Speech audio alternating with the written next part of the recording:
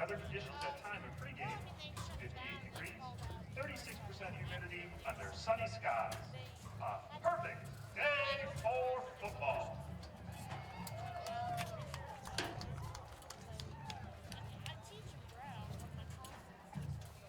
Drum majors Tina Christensen and Maggie Garrett. Is your band ready? Band of distinction, the field is yours for pregame performance. Ladies and gentlemen, now entering the field, the Arkansas Tech University Marching Band. Proudly built upon the legacy of our founding fathers, Williamson, Witherspoon, and Cooper. We are tradition. We are excellence. We are the 2019 Band of Distinction!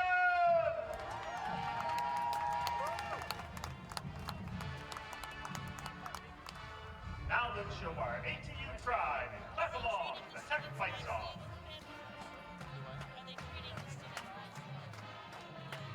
Yeah, well, I heard. I haven't heard like them saying something yet. I heard that in their mirror. I said that. Well, That's been. so they're gonna be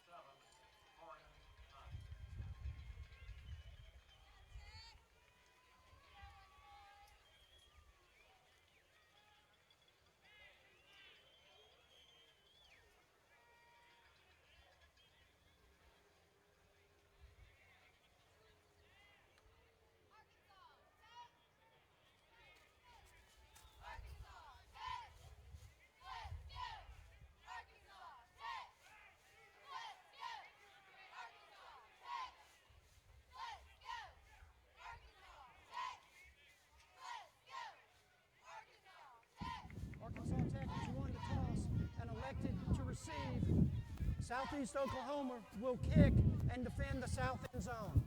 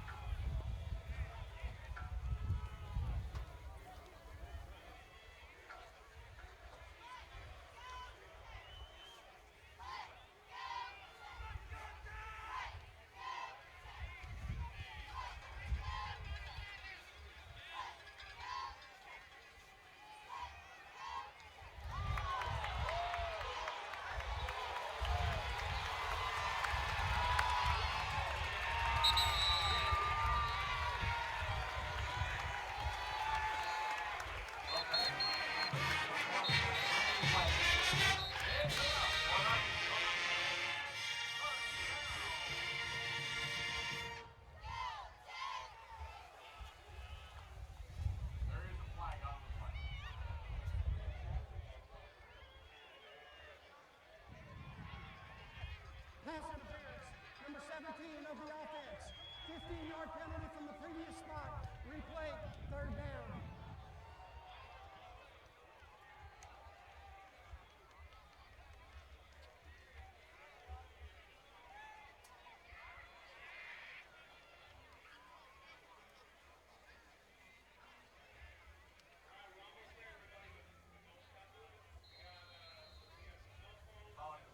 Brings up third down, 19.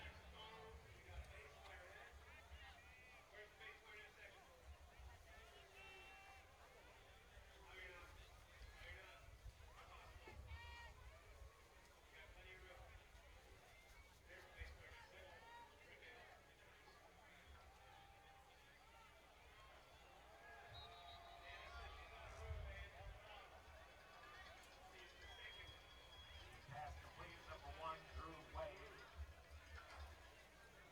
There's a loss on the play. Brings up fourth down. Number 89, Tyler Dunlop, will be in punt position for Arkansas Tech.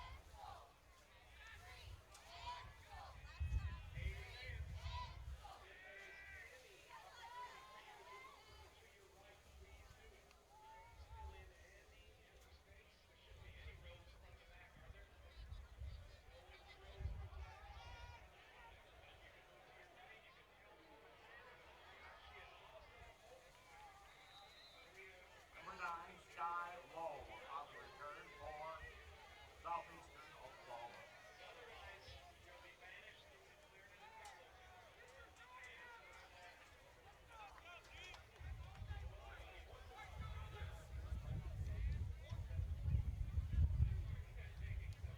Ladies and gentlemen, we'd like to thank the people of Assuria.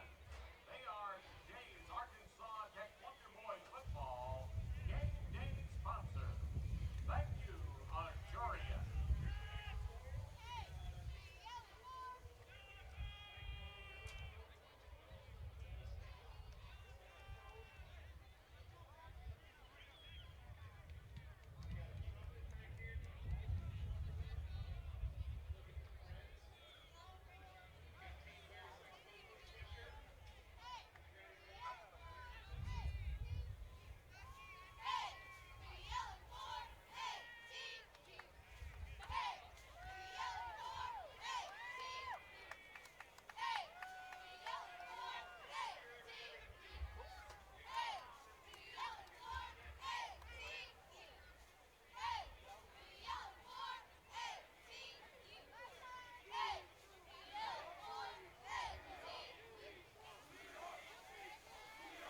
Southeastern Oklahoma State goes on offense for the first time, led by sophomore quarterback Dalton Hatley. Hatley out of Clovis, New Mexico, will operate from the shotgun formation with 3 receivers to his left and 1 to his right. The lone setback is Rashad Polk. They give to Polk on first down. He runs right and is stopped after a short gain. Bottled up by the Arkansas Tech defense, Tyrus Fort, Trey Chisholm there for the stop for the Wonder Boys, along with Desmond Williams. They spot Polk down at the 28 for a gain of 1. It'll be second down and 9 for Southeastern Oklahoma State.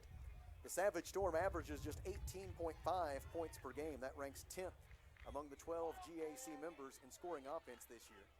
Polk goes in motion and whistles and penalty flags and a likely false start against Southeastern Oklahoma State. The Savage Storm right in the middle of the pack when it comes to penalties in the GAC, averaging 57 yards per game. In terms of their total Before offense, the ball was they snapped, average ball start, number 359.8 yards 88 per of the game. offense. 8th best of the 5-yard conference, penalty, definitely still tilted second more down. toward the pass. They're 3rd in the league in passing at 243 yards per game, but 11th in the league in rushing. They average just 116 rushing yards per game. Wonder Boys will go with just 3 down linemen here defensively on second down and 14 following the penalty. They fake a pass short, then throw a screen to the opposite side of the field, and it is immediately dropped by the Wonder Boys. There to make the tackle for Arkansas Tech was Chris Cale after the screen pass was caught by Felton Hatcher. Hatcher down at the 23. No gain on the play. It'll be 3rd down and 14 for Southeastern Oklahoma State. Savage Storm so far this season have converted on 38.9% of their third down conversion tries. That ranks 7th in the GAC. Hatley has the snap. Hatley has some time. Rolling to his right, being pursued by Derek Albers. Gets away for a moment, but then is forced out of bounds. Chris Cale comes over to deliver the hit, and they're going to throw a penalty flag on that hit that will extend this Southeastern Oklahoma State drive. The Wonder Boys had it stopped well short. It was only going to be a gain of about 2. So it would have definitely been a punting situation for Southeastern Oklahoma State, but instead the penalty against Arkansas Tech After the play was will over, extend the Savage personal Storm foul, drive. late hit out of bounds, number They 9 called it a of late the hit defense. out of bounds. 15 yards added to the end of the play. So that will and an tack automatic 15 yards first onto the end down. of the play, and it will be a first down for Southeastern Oklahoma State. The ball is spotted at the Savage Storm 40-yard line. So that's already the second significant penalty against Arkansas Tech, second 15-yarder. An offensive pass interference, and now a late hit. That previous 15-yard penalty halted Arkansas Tech's first drive. This one allows the first Southeastern drive to continue. On first down from the 40, a handoff as Dalton Hatley gives the ball to Rashad Polk. And he is stopped by Deidrick Dugan at the 43-yard line. A gain of 3 on the play. It'll be second down and 7 for Southeastern Oklahoma State. The Wonder Boys defensively allow 32.9 points per game. That ranks 10th in the conference. Wonder Boys allow 407 yards of total offense per game. That ranks 9th in the league. Been a little vulnerable against the pass, 11th in the GAC in pass defense, allowing 219 yards per game. On second down, Hatley throws complete to the near side, reception made by Braxton Kincaid, and he is down with the Southeastern Oklahoma State first down at the Arkansas Tech 48-yard line, a gain of 9 on the pass from Hatley to Kincaid.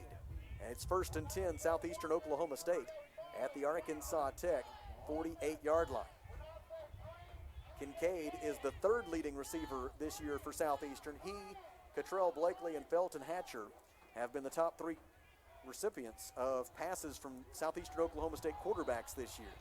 On first down and 10, a handoff that goes absolutely nowhere. Polk stopped by Derek Albers for a loss of 1 back to the Arkansas Tech 49-yard line. The Wonder Boys will take advantage of the pause to shuttle in some fresh defensive linemen, among them Arian Banks and Kaland North. Also checking in for Arkansas Tech is Carlos Gordon.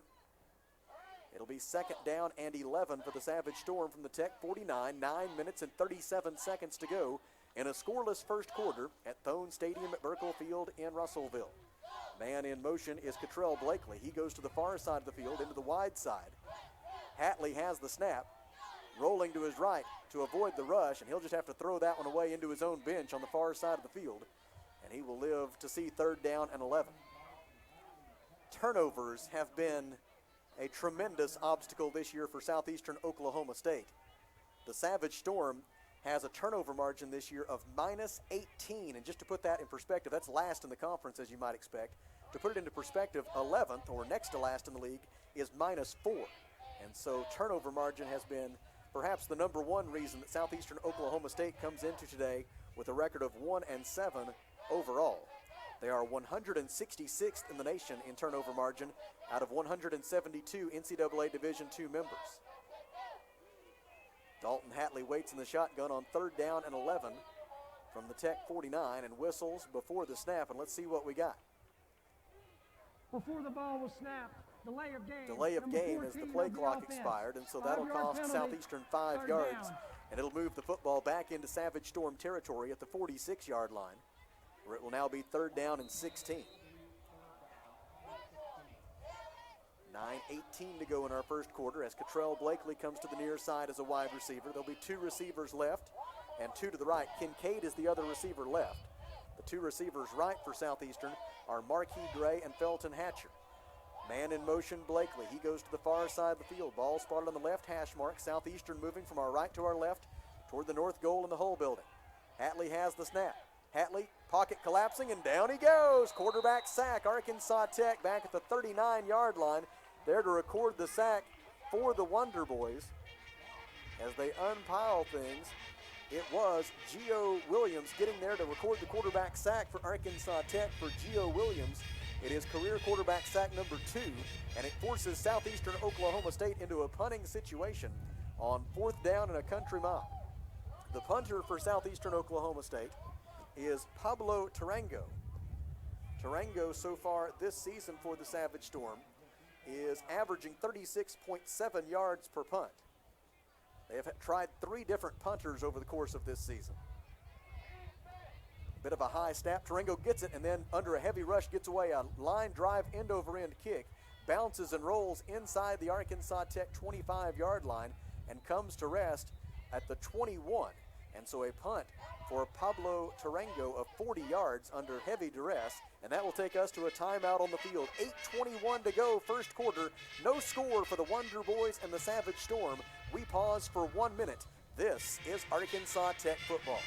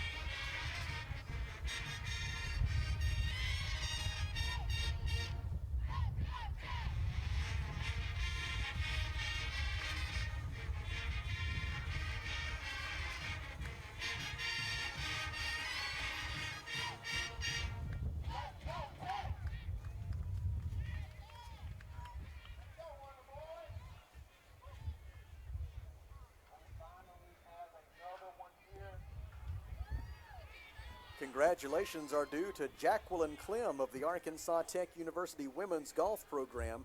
Earlier this week in the University of Arkansas Little Rock Classic, which was contested at Diamante Golf and Country Club in Hot Springs Village, Jacqueline finished tied for 7th in the individual standings. There were upwards of 90 players in that tournament, and even more noteworthy because of there were 17 teams in the tournament, and the other 16 were all NCAA Division I members. And so Jacqueline, against D1 competition, able to finish tied for 7th. The Golden Suns finished tied for 11th among 17 teams in the team standings. Carter Bertram looks to throw on first down, deep down the middle, has a man at midfield, catch is made, and it'll be a first down for Arkansas Tech, making the reception at midfield, and soon after being taken down, it was Deion Simmons, the freshman out of Mayflower. They get him at the Southeastern 46-yard line. It is a gain of 32 yards, and just like that, the Wonder Boys are in plus territory at the Southeastern 46. 8 minutes to go, first quarter. No score between the Wonder Boys and the Savage Storm. Screen pass complete near side to Brennan Lewis. Lewis forced out of bounds at the Southeastern Oklahoma State 41-yard line by Hunter Wageneck. Wageneck wears number 35, 6 foot 235, a sophomore from Birdville, Texas. He makes the stop. They're going to spot him down at the 42 with a gain of 4. And it'll be second down and 6 for Arkansas Tech. Caleb Beatty checks in at running back, replacing Deion Simmons. 3 receivers to the left side of the formation for Arkansas Tech. An open field to the right. Trey Smith, Drew Wade, and Brennan Lewis are the receivers left. Smith 1 week ago led the Wonder Boys both in rushing and receiving yards. Quarterback draw, Bertram runs right and will be stopped after a short gain. Josh Malumba, coming up from his safety spot with run support, makes the tackle after a gain of 1. The spot is at the Southeastern 41-yard line, and it'll be third down and 5 for an Arkansas Tech offense that is 0 for 1 on third down conversion tries so far today. Tanner Gaines checks out at halfback, replaced by wide receiver Devin Allaway. Southeastern Oklahoma State in its standard 3-man front defensively. They've got those 4 linebackers. They count on a couple of them to cover slot receivers against spread offenses such as Arkansas Tech's. And they'll also bring blitzes from anywhere on the field. A safety creeping up right now, in fact, on third down and 5. Pass to the near side is complete. Catch made for Arkansas Tech by Devin Allaway, and he is out of bounds with the Wonder Boys first down at the 33-yard line, a gain of 8 on third down and 5, as Carter Bertram now 4 out of 5 through the air for 41 yards, and the Wonder Boys pick up the first down. It is the second first down of the afternoon for the Wonder Boys. The two sides are now even in that regard as they are on the scoreboard. No score as of yet with 6:24 to play in the first quarter here at Thone Stadium at Burkle Field in Russellville. Carter Bertram, 2 receivers left, open field right. Hands it off to Caleb Beatty. Beatty tries the middle and meets Connor Swope. Swope makes the stop at the 32-yard line. A gain of 1. And It'll be 2nd down and 9 for the Wonder Boys. Caleb Beatty came into the day as the Wonder Boys' leading rusher this year with 434 yards on the year, just ahead of Wallace Foote, who entered play today with 428 rushing yards this season. Trey Smith back in at wide receiver. He and Brennan Lewis will split out to the left side of the formation. The lone receiver right for Arkansas Tech is Drew Wade. Carter Burcham in the shotgun sends Beatty in motion left. Sets up a pass to the near side of the field. Drew Wade makes the catch. Immediately wrapped up by Keelan Chilton of Southeastern Oklahoma State. They make the stop at the 24, which is 1 yard short of the line to gain. And so it'll be 3rd down and 1 for the Wonder Boys after a gain of 8 on the pass from Burcham to Wade. And the Wonder Boys having some early success in the passing game. The wind is sometimes at their back and it's sometimes a crosswind as it varies from moment to moment. Tanner Gaines is in the game on 3rd down and 1. He runs right and will have the 1st down. I believe, I may have spoken out, now the referee agrees with me. Gaines does get the spot he needed at the 23-yard line. A gain of 1 on 3rd down and 1. And the Wonder Boys pick up their 3rd first down. Drew Wade checks back in at wide receiver. He will go to the far side of the field. Noah Reyes, who was in at tight end as a blocker on that previous play, will check out. The halfback on this play for the Wonder Boys as they get things lined up. The halfback will be Grant Brown, the freshman from Greenbrier. He goes to the left side of the formation. Faked handoff, bit of a busted play here as Tanner Gaines was in to take a direct snap, and he and Beatty were unable to get on the same page there. Gaines just kept the football and ducked ahead to get what he could out of the play, which was, it appears, a yard down to the 22. Carter Burcham will check back into the game and likely take the snap here for Arkansas Tech as the quarterback. Tanner Gaines will stay in to play halfback. And Caleb Beatty will be the running back on 2nd down and 9, Arkansas Tech, from the Southeastern Oklahoma State 22-yard line. Under 4 minutes to play in a scoreless first quarter. Wonder Boys come in 2-6, winners of 2 in a row. Southeastern 1-7. The Savage Storm has lost 6 consecutive games. Burcham on 2nd down, throws across the middle, into the end zone. It is just beyond the leaping attempt of Drew Wade, who was behind the Southeastern Oklahoma State defensive back in the back of the end zone. And with the wind at Burcham's back, just a little bit too much on that one. And Wade just couldn't quite leap high enough to haul it in. And so it'll be 3rd down and 9 for the Wonder Boys after the incomplete pass. Halfback Tanner Gaines checks out, replaced by wide receiver Devin Alloway. Alloway and Wade will be the receivers right. The receivers left for Arkansas Tech are Trey Smith and Brendan Lewis. Ball spotted between the hash marks. Arkansas Tech moving from our left to our right toward the south goal and the bandstand. On 3rd down, Burcham fakes a handoff, has time, throws down the middle into the end zone. It is incomplete, batted away for Southeastern Oklahoma State by Josh Malumba. The intended receiver for Arkansas Tech was Drew Wade. It's 4th down and 9, and here comes Jesus Zazumbo. Zazumbo, so far this season, having one of the most prolific seasons in the history of Arkansas Tech football for a kicker. Zazumbo, so far this year, has connected on 12 of 15 field goal attempts, which is 80%. And now a penalty flag as the Wonder Boys came onto the field. Let's see what we have here with 3:34 to go in a scoreless first quarter. The line of scrimmage as of now would be the Southeastern 22. Sideline warning, Arkansas Sideline Tech. warning against This is Arkansas our first Tech. Sideline warning of the game. There is no yardage. So no penalty there because it's the first warning of the game, and so the line of scrimmage will remain the Southeastern 22. That'll make this a 39-yard field goal attempt by Jesus Zazumbo. He is 4 out of 4 on kicks of between 30 and 39 yards so far this season. And he is 6 out of 8 from that yardage range in his career. Placement by Landon Smith is down. Kick is on its way. It will be long enough, and it is good. Jesus Zazumbo, with his 13th made field goal of the season, gives Arkansas Tech a 3-0 lead with 3:29 to play in the first quarter. We pause for 30 seconds. This is Wonder Boys football.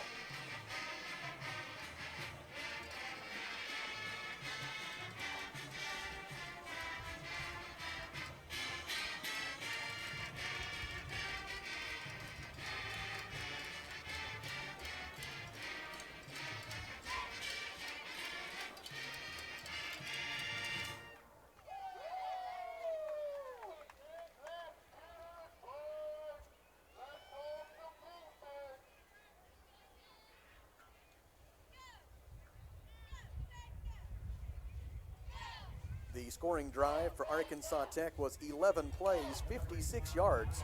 It took 4 minutes and 52 seconds and resulted in a 39-yard field goal by Jesus Zazumbo. As we mentioned, that is his 13th made field goal this season, and that is tied for second most in a single season in Arkansas Tech history. He matches the 13 field goals that Eric Perez made in 2015 and the 13 field goals that Eric Perez made in 2017, along with Trevor Pinkston, who also made 13 field goals in a year. He accomplished that in 2012.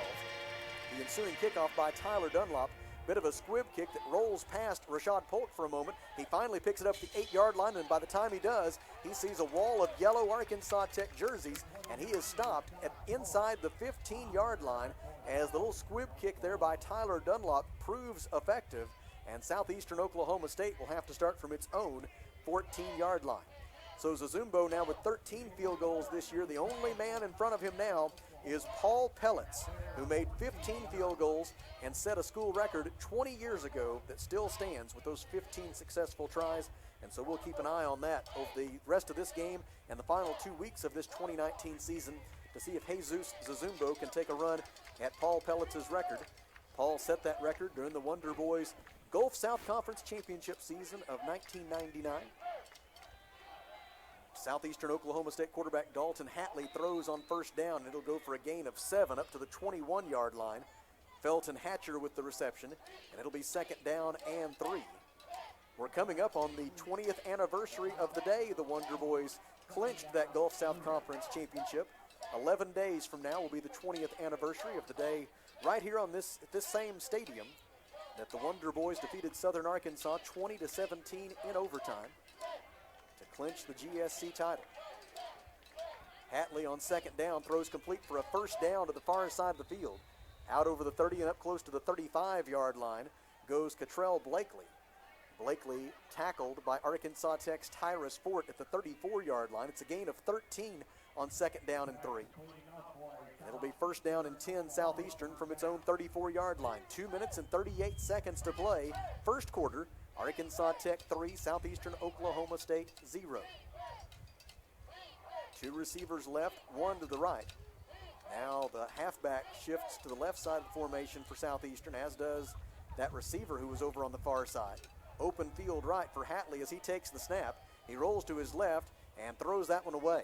I believe, based upon some of the turnover problems that Southeastern Oklahoma State has had this year, there were numerous conversations in practice this week about not forcing anything in the passing game, because there have been 2 occasions now when Dalton Hatley has been in a spot of trouble and very quickly got rid of the football out of bounds. It is allowing Southeastern so far to avoid that turnover bug that has so often bitten the Savage Storm this year. Brings up second down and 10 for Southeastern from its own 34. Hatley in the shotgun, 4 receivers to choose from, sets up a screen, complete near side to Blakely. Blakely wrapped up shy of the line to gain. Tackle made for Arkansas Tech by D.O. Williams at the 41-yard line. It is a gain of 7, and it'll be third down and 3 for Southeastern. The Savage Storm 0 for 1 on third down conversion tries so far today. We go under 2 minutes to play in the first quarter on a beautiful, not a cloud in the sky kind of day at Thone Stadium at Burkle Field in Russellville, the penultimate home game of the year for the Wonder Boys. Arkansas Tech will be on the road next Saturday for a 3 p.m. kickoff in Ada, Oklahoma at Norris Field against East Central University. And then 2 weeks from today, the Wonder Boys will wrap up the 2019 season as whistles and penalty flags before the snap and a false start committed by Southeastern Oklahoma State. That will be the 3rd penalty of the game for 15 yards against the Savage Storm. As I was saying, 2 weeks from today, the Wonder Boys will wrap up the campaign with a home game against Harding University, the nationally ranked Bisons. That'll be a 2 p.m. kickoff on Saturday, November 16th. Here's the referee to let us know the outcome of penalty. False start on Southeastern, as we suspected. That makes a big difference.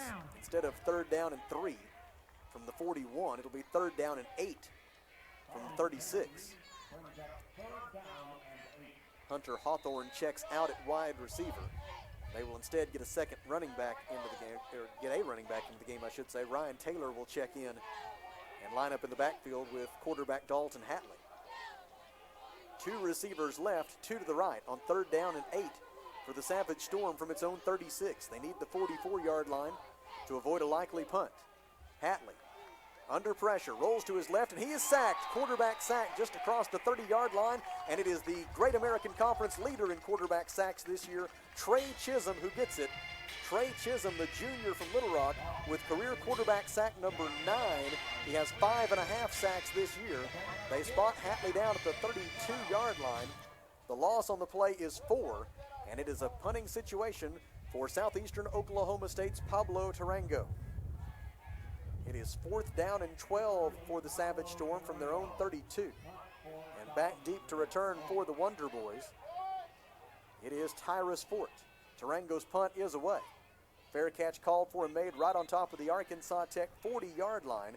It is a 28-yard punt by Tarango, and the Wonder Boys regain possession with 27 seconds to go in the first quarter and a Wonder Boys lead of 3-0.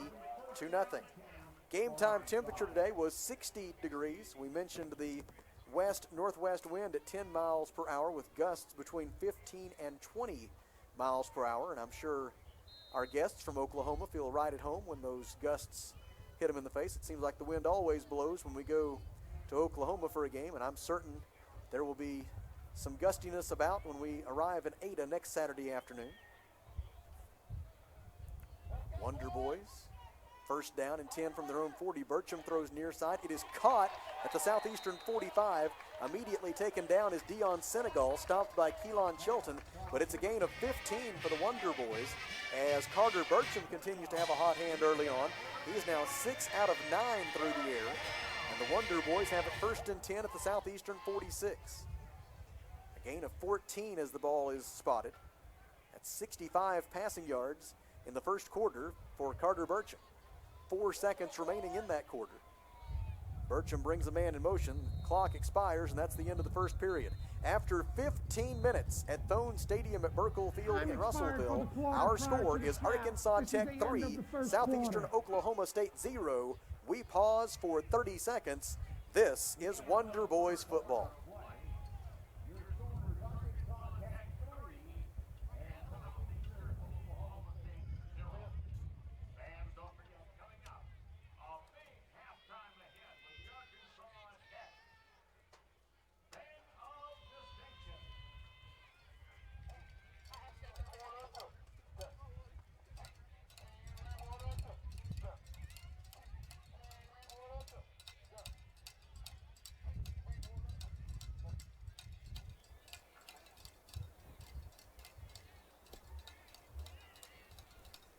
We move along to the second quarter here at Thone Stadium at Burkle Field in Russellville. Arkansas Tech leading Southeastern Oklahoma State 3-0.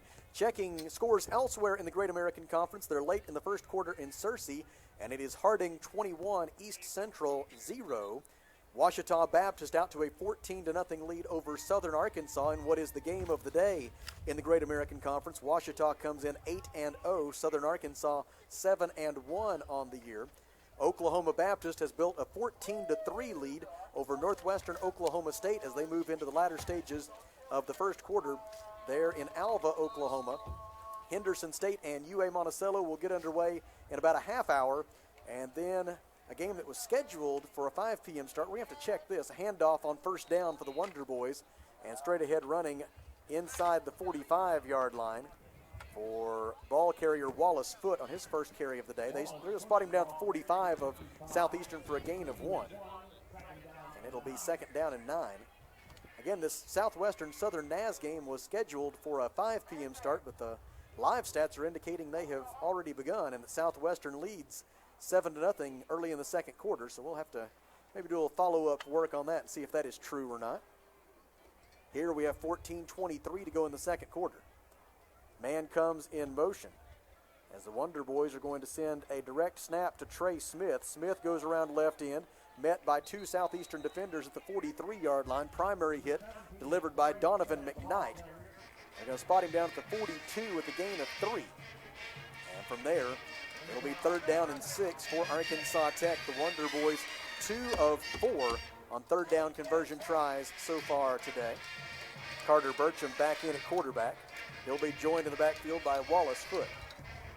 2 receivers right for Arkansas Tech, Drew Wade and Trey Smith. Also 2 receivers to the left side. Tight formation here for the Wonder Boys on third down. Burcham has the snap, throws near side, complete to Wallace Foote. Big block delivered by Devin Allaway, and that frees Wallace Foote to pick up the first down. It was a nice pass, and it was a nice catch from Burcham to Foote, but make no mistake, the key on that play was the block delivered by Devin Allaway, and that allows Foote to go all the way down to the 29-yard line, a gain of 13 on third down and 6. And the Wonder Boys move the chains for the 5th time this afternoon. 3-0 Arkansas Tech early in the second quarter, and the Wonder Boys looking for more. Wallace Foote lines up in a pistol formation behind quarterback Carter Burcham. Burcham fakes a handoff, rolls right, looks back to his left, throws for an open man Foote and just overthrew him. He had Wallace Foote for a touchdown at about the 10-yard line. The ball landed at the 10, and Wallace had only made it to about the 11-yard line when it landed. So just a little bit too far in front. A well-designed play, but just a little bit off on the accuracy, and as a result, it'll be 2nd down and 10 for the Wonder Boys. The line of scrimmage remains the Southeastern 29. Savage Storm shuttles in some fresh linebackers. Kaleem Baldwin is in the game along with Christian Robinson. It's 2nd down and 10 Tech. Wallace Foote is the running back. 3 receivers right. Burcham sends his halfback gains to the left side of the formation. Foote takes a handoff, goes between the tackles inside the 25 and down to the 23-yard line. Stop made there for Southeastern Oklahoma State by Connor Swope. The gain on the play for Arkansas Tech was 6. And so it'll be 3rd and 4 Wonder Boys from the Southeastern 23. Need to get to the 19-yard line to pick up the first down. If the Wonder Boys were to gain no more ground, it would be a 40-yard field goal try from here, but it would be into the wind and perhaps a little too far out under those circumstances for even Jesus Zazumbo. Looks like Tanner Gaines will take the direct snap here on 3rd down and 4. Reyes and Grant Brown move to the right side of the formation as blockers. Man in motion, Trey Smith. Handoff is faked. Gaines is going to keep it, and he's going to be dropped for a loss. Southeastern had that one well read from the word go. Connor Swope and Hunter Wageneck were the first man there to drop Tanner Gaines for a loss back to the 27-yard line. The loss on the play is 4. It is 4th down and 8. And here comes Jesus Zazumbo for what will be a 44-yard field goal attempt into the wind. Zazumbo has already connected today from 39 yards. That was with the wind at his back. Jesus now 13 out of 16 on field goal tries this season and 15 out of 24 for his career. The placement is down. The kick from 44 yards being held up by the wind, and it is no good. Wide to the right, just couldn't hook it into that northwesterly wind, which not only hurt him on the distance, it also hurt on the drawing it back in between the uprights. It is no good wide to the right, and Southeastern Oklahoma State will take over with 11 minutes and 29 seconds to go in the second quarter, and still a 3-0 lead for Arkansas Tech as we are joined by Kelly Davis, the Director of Alumni Relations here at Arkansas Tech University. And Kelly, an absolutely beautiful day for football here in Russellville. Sam, it is. Beautiful day, great crowd, a lot of band members for the day, correct? About 550 is what I understand. High school and junior high band members who are here to perform alongside the 200-piece Arkansas Tech Marching Band, which is often referred to as Arkansas's Band of Distinction. Understand about 58 schools represented. Whistles before the snap of the football and a likely false start against Southeastern Oklahoma State. That is the case. 5-yard penalty. Dalton Hatley has completed 5 of 7 passes for 36 yards so far for Southeastern. This is the first time that he's getting a chance to throw the football with the benefit of the wind at his back today. Now he will line up for 1st down and 15 from his own 22-yard line after the penalty. He's got 3 receivers to his left and 1 to his right. Lone setback is Rashad Polk. Hatley wants to throw, has time, throws to the far side, batted away. Broken up for Arkansas Tech by Dio Williams. And that'll make it 2nd down and long for the Savage Storm. Checking in defensively for Arkansas Tech is Corey Chun. Desmond Williams will check out as the Wonder Boys will go to a three-man defensive front here in a likely passing situation. Looks like the Wonder Boys might drop 8 into coverage here. Laval McNulty is in at linebacker for Arkansas Tech. Also in at linebacker for the Wonder Boys is Davion Smith. On second down and 15, a short pass is complete to Polk, and he is immediately wrapped up, taken down for Arkansas Tech University along the near boundary. Got a penalty way downfield here. Looked like it was Laval McNulty on the stop for the Wonder Boys. And the penalty flag is thrown some 35 yards away from where the action was occurring, so this is likely a case of misbehavior by someone. Looks like it's against Arkansas Tech. Referee will soon let us know here with 11 minutes and 13 seconds to go in the second quarter, and Arkansas Tech leading 3-0. Some untimely penalties so far today. Absolutely. One that halted an Arkansas Tech drive, one that extended a Southeastern drive, and despite all that, the Wonder Boys still lead 3-0. Southeastern indicating the penalty is against Arkansas Tech. After the play was over, personal foul. It is face a mask. personal Number foul 21 face of the mask against defense. Arkansas Tech away 15-yard from the penalty play. From the end of the play and an automatic first down. So that moves the football up to the 34-yard line of Southeastern Oklahoma State, and the Savage Storm will have its 4th first down of the day, 2 of which at least have come because of Arkansas Tech penalties. Dalton Hatley will work from the shotgun. 3 receivers left, 1 to his right. Savage Storm moving from our left to our right with the wind at their backs, moving toward the south goal and the bandstand here at Thone Stadium at Burkle Field. 4-man defensive front, quarterback run, and it is sniffed out and stopped immediately by Deidrick Dugan, the sophomore from Sulphur Springs, Texas. Makes the stop inside the 30-yard line. They will give quarterback Dalton Hatley forward progress to the 29. The loss on the play is 5. Deidrick Dugan with the tackle for a loss. He now has 9 of those in his 2-year Arkansas Tech career. It is second down and 15 for Southeastern Oklahoma State. Same formation, 3 receivers left, 1 to the right. This is pretty well the base formation for Southeastern Oklahoma State offensively. Wonder Boys show blitz from the left side. Hatley throws to the opposite side of the field. Catch is made in stride by Braxton Kincaid, racing down the far sideline and forced out of bounds by Darren Kane. They've got him out of bounds at the Arkansas Tech 41-yard line.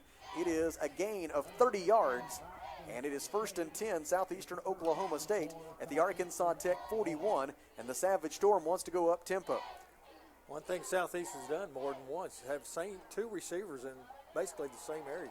Screen pass complete to Blakely, and it's going to be complete, but it's going to come back on a penalty against Southeastern Oklahoma State, as the receiver Blakely was able to run inside the 35-yard line on the play, but it's going to come back on a Savage Storm penalty. A blindside block, it looked like. That'll be the 5th penalty of the day against the Savage Storm. Stops the clock with 10:04 to play in the second quarter. Holding. Number Holding 15 is the of call on the offense. Savage Storm. 10-yard Well, it penalty just looked from the like a spot of block. the foul. Replay. First Be down. enforced from the spot of the foul, which was the Arkansas Tech 35-yard line. So credit 6 yards on the completed pass and then a 10-yard penalty back to the Arkansas Tech 45-yard line, where it'll be first down and 14 for Southeastern Oklahoma State. They need to get to the Arkansas Tech 31 in order to pick up a first down. Hatley will be alone in the backfield here. 3 receivers to his left and 2 to his right. Wonder Boys again show blitz from the left side. 3 down linemen. And then 2 backers creeping up as if they're going to blitz from the left side, 1 from the right. 2 of those 3 back off. Hatley is going to run with it. And again, it's Deidrick Dugan there with the stop for Arkansas Tech. He's going to get another tackle for a loss, this time for a loss of 1. Back to the Arkansas Tech 47-yard line. Good job, defensive line. They're staying at home, playing their zones. Now second down and 15 for the Savage Storm. Southeastern quarterback Dalton Hatley has completed 7 of 10 passes for 63 yards so far. His top targets have been Braxton Kincaid with 2 catches for 39 yards and Cottrell Blakely with 2 catches for 20 yards. We go under 9 minutes to play in the second quarter. Tech leading 3-0. Screen pass complete to Blakely. Blakely making his way down the near sideline, and he is stopped after a short gain There with the stop for Arkansas Tech were Deandra Irvin and Donald Joshua, a name we haven't had a chance to call yet this year. Donald Joshua, 6 foot 240, a freshman from Conway, who was added to the active roster in recent weeks. The completion goes down to the Arkansas Tech 42-yard line for a gain of 5, I should say. It brings up 3rd down and 11 for Southeastern Oklahoma State. They need the Tech 31 to pick up the first down. Hatley has the snap.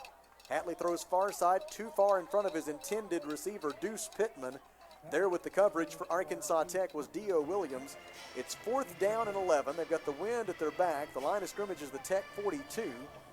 Let's see what Southeastern Oklahoma State wants to do. It looks like they're going to line up in punt formation and try to play field position here, as they are sensing perhaps a low-scoring game developing, and they want to try to pin Arkansas Tech deep, force the Wonder Boys to work into the teeth of that wind from deep in their own territory. Tech receiver lines up on the 10-yard line. Over the head, you let it go.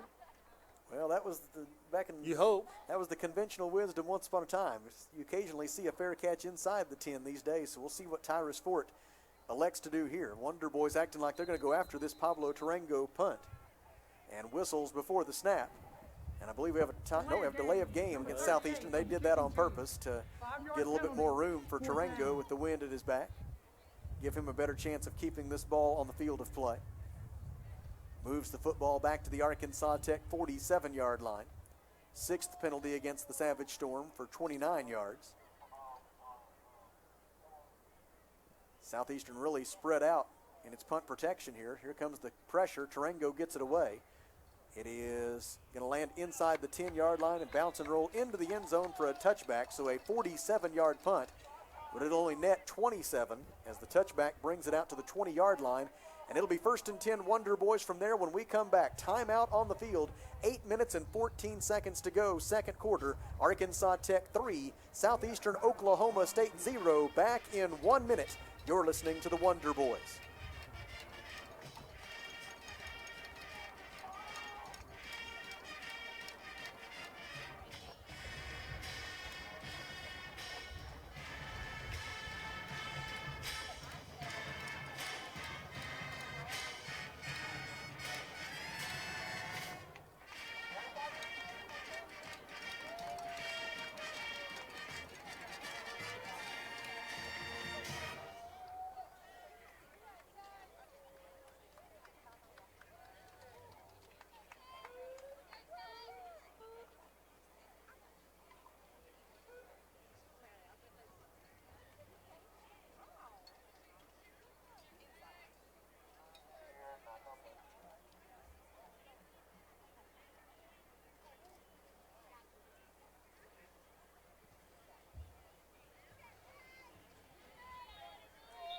It is Military Appreciation Day here at Arkansas Tech University. The Wonder Boys, as we discussed with Coach Shipp on the pregame interview, wearing special helmet decals here today. Arkansas Tech with the AT logo in red, white, and blue colors on one side of the helmet, the red, white, and blue stripe across the top of the helmet.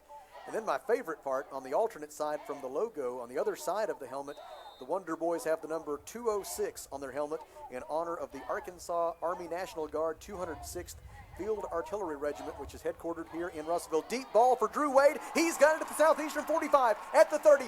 No, but he's going to catch Drew Wade all the way to the end zone for an 80-yard touchdown pass from Carter Burcham, and the Wonder Boys extend their lead with 8:03 to play in the second quarter. Perfect pass. Just a simple go route, and Drew Wade was the fastest man on the field. Nobody from Southeastern Oklahoma State could get anywhere close to him. Touchdown, Arkansas Tech. It is a Phil Wright Autoplex touchdown for the Wonder Boys. There is a penalty flag down at the end of the play. Like all of our receivers lined up, sprinted off the field out of the end zone, and they flagged them for celebration. Conversation ongoing now as to the nature of the foul and how and when it'll be enforced. An 80-yard touchdown pass from Carter Burcham to Drew Wade for Arkansas Tech quarterback Carter Burcham. That is not the longest pass of his career. It's the longest pass of the year for the young man from Greenbrier. He had an 84-yard pass last year. For Arkansas Tech wide receiver Drew Wade, it is the longest reception of his career. his second touchdown catch of this season and career touchdown reception number 6 for Drew Wade. It is Burcham's second touchdown pass of the season and the 7th of his 2-year career as a regular active player at Arkansas Tech. It'll be interesting how they apply this penalty. If they give all 4 of them a penalty, or one of them, or... Head coach Kyle Shipp is out to the numbers on the field seeking an explanation. And pretty much, yep, we're going to engage the entire officiating crew in deciding how to enforce this penalty, as they've gone over and checked with the one gentleman who had yet to be Well, one of the consulted. options is you enforce it on the kickoff or the extra point, possibly. I think it being a dead ball foul, it'd be on the kickoff. Or in high school, you have your option. They've gone over to discuss matters with Tyler Fenwick, the Southeastern Oklahoma State first-year head coach. Moved into the program there at Durant after a successful run at Missouri The S&T. result of the play is a touchdown. So the touchdown After the stands. play was over, After the play. unsportsmanlike conduct. Unsportsmanlike. Number 32 and number 20, excessive celebration. That 15-yard penalty will be enforced on the succeeding kickoff. They will This is enforce number the 32 penalty and number on the 20, kickoff. He first gave 2 different unsportsmanlike numbers. conduct of the game. So I'm not real sure if that's going to be 2 15-yarders or 1 15-yarder. We'll have to wait and see. Well, I think just one, because if either one of those players gets a second one, they're done for the day. Jesus Zazumbo will attempt the extra point, his first extra point try of the day. He's 30 out of 30 on PATs for his career, including 19 out of 19 this year. It's not too bad. Placement is down, kick is away. It is good, and our new score with 8 minutes and 3 seconds to go in the second quarter is Arkansas Tech 10, Southeastern Oklahoma State 0. We pause for 30 seconds. You're listening to the Wonder Boys.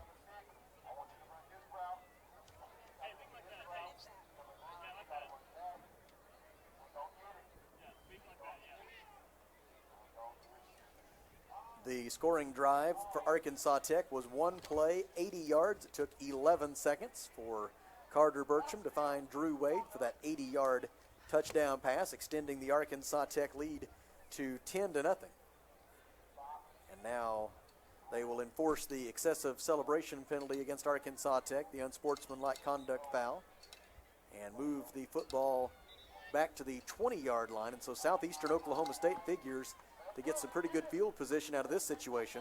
Could make a difference with this wind, especially. Tyler Dunlop will be the one handling the kickoff for Arkansas Tech, and the kick will come from the Wonder Boys' 20-yard line.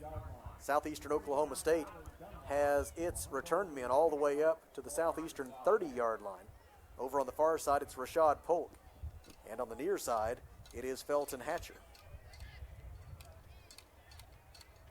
The officials sorting out some matter here on the near sideline, maybe perhaps a clock situation, or making sure they've got the unsportsmanlike fouls on the right players for Arkansas Tech.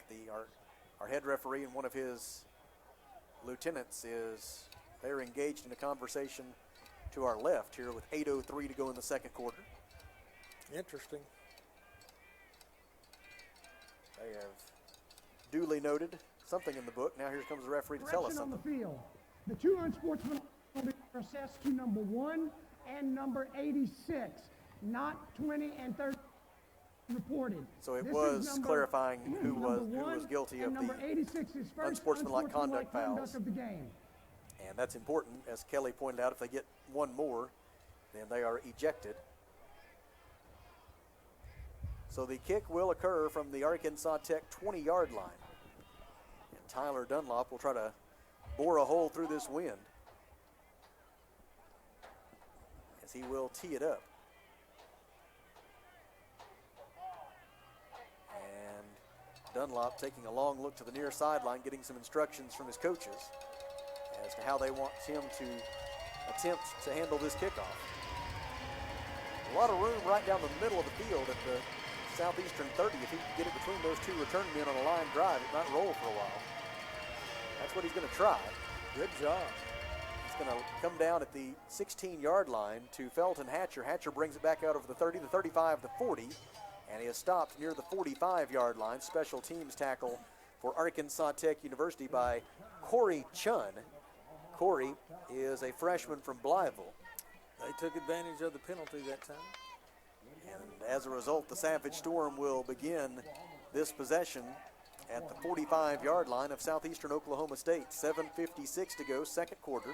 Arkansas Tech leads 10-0 on a 39-yard field goal by Jesus Zazumbo, an 80-yard touchdown pass from Carter Bertram to Drew Wade, and an extra point by Zazumbo. Dalton Hatley has gone all the way so far at quarterback for Southeastern Oklahoma State. And he will line up in a pistol, or I should say in a shotgun formation, with Ryan Taylor to his right. Whistles and a delay of game against Southeastern. That's at least the third delay of game today against Southeastern Oklahoma State, two of which I believe have been unintentional. One was on purpose to give their punter a little more room. That's their 7th penalty for 34 yards. Moves the football back to the Southeastern 40-yard line, and from there it'll be first down and 15. Savage Storm with just 55 yards of total offense so far compared to 167 for Arkansas Tech. Fakes the handoff. Hatley throws across the middle. Catch is made near the line to gain. Uriah Guy makes the tackle on Felton Hatcher. They've got Hatcher down at the Tech 46. The gain on the play is 14, and it'll be second down and 1 for Southeastern Oklahoma State. Dalton Hatley now 9 of 13 through the air for 81 yards. Hatley is pretty accurate when he has the time. Just a sophomore is Dalton Hatley. He has taken over the starting quarterback position in place of Roland Kinsall as the year has unfolded. Handoff to Ryan Taylor. He'll have the first down, but not much more as he goes up the middle and inside the 45-yard line down to the 43. Darren Kane there to make the stop for Arkansas Tech with an assist from Ryan McCoy. Down at the Tech 43-yard line, the gain was 3, and Southeastern Oklahoma State has its 6th first down of the afternoon. We go under 7 minutes to play in the second quarter. Arkansas Tech 10, Southeastern Oklahoma State 0. 2 receivers to either side for Hatley. Sets up a screen left. It is complete down the far sideline to Braxton Kincaid. Kincaid upended and forced out of bounds by Tyrus Fort at the Arkansas Tech 39-yard line. A gain of 4 brings up second down and 6. Savage Storm not very proficient in the run game, but they are able to make up for that with this good screen game that they have. Serves a lot of the same purposes as an effective run game in terms of ball control and safely and slowly matriculating the ball down the field. All kinds of movement along both lines. And I believe it'll be a false start against Southeastern, and that is the case. 79 of the offense. Wonder Boys will take advantage of the break of the action to send in some fresh defensive linemen. Derek Albers, Desmond Williams, Deidrick Dugan, and Trey Chisholm will all check in. Corey Chun will also check in for the Wonder Boys in the secondary. The penalty moves the football back to the Arkansas Tech 44-yard line. And from there, the Savage Storm will face second down and 11. Dalton Hatley in the shotgun. 3 receivers right, 1 to his left. Ryan Taylor is the setback. Hatley wants to throw. Near side, short and complete, and immediately taken down is Cottrell Blakely. Deandra Irvin there and timed his hit perfectly at the 41-yard line, a gain of 3. Yeah, they may say the 42 by the time it's all said and done. Yep, they're going to put it at the 42 for a gain of just 2. I think his knee hit the ground before he reached the ball out towards the 40. And as a result, it'll be third down and 9 for Southeastern. And the Savage Storm has yet to convert a third down today. They are 0 for 3 in this scenario. This time around, they would need to advance the football to the Arkansas Tech 33. It's third down and 8. Hatley takes the snap, has some time, Now he'll step up in the pocket. Penalty flag is thrown, likely holding against Southeastern. The pass is out of bounds and incomplete. And now an interesting decision for the Wonder Boys. Do you accept the penalty and make it 3rd down and 19, or do you decline the penalty? And Coach Kyle Shipp says he wants to decline it and make it 4th down and 8 from the 41-yard line. Well, it's a long 8. Holding. Number Holding 52 on of the Southeastern is offense. declined. That 10-yard penalty is declined. That's why he declined? 4th down. Yeah, it didn't hurt the decision. Because of the way the wind is, it'd be, well, are they going to punt, or is that the field goal team? Well, it's their punter and their kicker are the same. You never know. Same young man, but given their track record so far this year on field goals, I believe this will be a punting situation, and it will. Try to pin us deep again. See if they take another delay of game to give Tarango a little more room again. Pablo Tarango waits in punt formation. Tyrus Fort heels on the 10-yard line, waits. 5 minutes and 4 seconds to go until halftime. Tarango's punt is away. High kick toward the far boundary. It'll go out of bounds inside the 10. Well, that'll work. The official will walk it up the sideline. He says it went out of bounds at the 7. A 34-yard punt, and while there's a break in the action, let's pause 10 seconds for station ID. You are listening to Arkansas Tech football.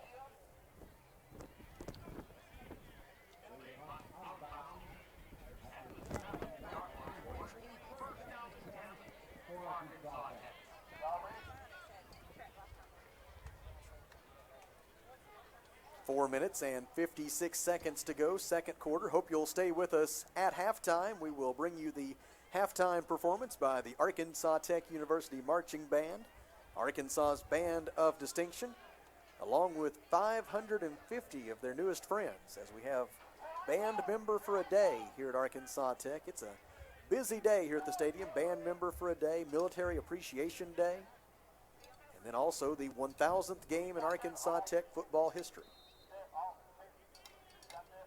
Arkansas Tech takes over at its own 7-yard line following the Tarango punt. Carter Burcham alone in the backfield, and a false start by Arkansas Tech. So that will make what was already a poor field position situation even worse. Of the offense. 5-yard penalty. Correction. Half the We will distance to move the the goal. football half the First distance down. to the goal, back to the 3-yard line. And from there, it'll be 1st down and 14 for Arkansas Tech. That is, against the Wonder Boys, the 6th penalty of the day for 49 yards. Drew Wade in motion. Handoff is to the running back. Big hole up the middle for Caleb Beatty. He's out to the 20, the 25, the 30, still on his feet at the 35, the 40. He goes to midfield. He's in Southeastern territory, pursued from behind and taken down by Keelan Chilton. They've got Beatty down at the 28-yard line of Southeastern Oklahoma State. It is a run for the Wonder Boys. Great run. Of 69 yards for Caleb Beatty. Beatty's longest run of the year. It is the longest run by a Wonder Boy this season, and it is 1st and 10 Arkansas Tech at the Southeastern 28. Savage Storm scrambling to get ready defensively. Handoff to Beatty again. He goes up the middle and follows a block by Garrett Jaster down to the 25 for 3 yards. It'll be 2nd down and 7 from there. What a huge hole opened up in the middle of that line by the Arkansas Tech front to give Caleb Beatty to run through just a moment ago. A 69-yard run for the junior from Foxworth, Mississippi, a transfer from Missouri Southern State University in Joplin. 2nd down and 7 from the Southeastern 25. Handoff is to Beatty. Beatty tries the middle again, and this time just gets 1 yard down to the 24. The man there to stop him, no surprise there for Southeastern, was Connor Swope.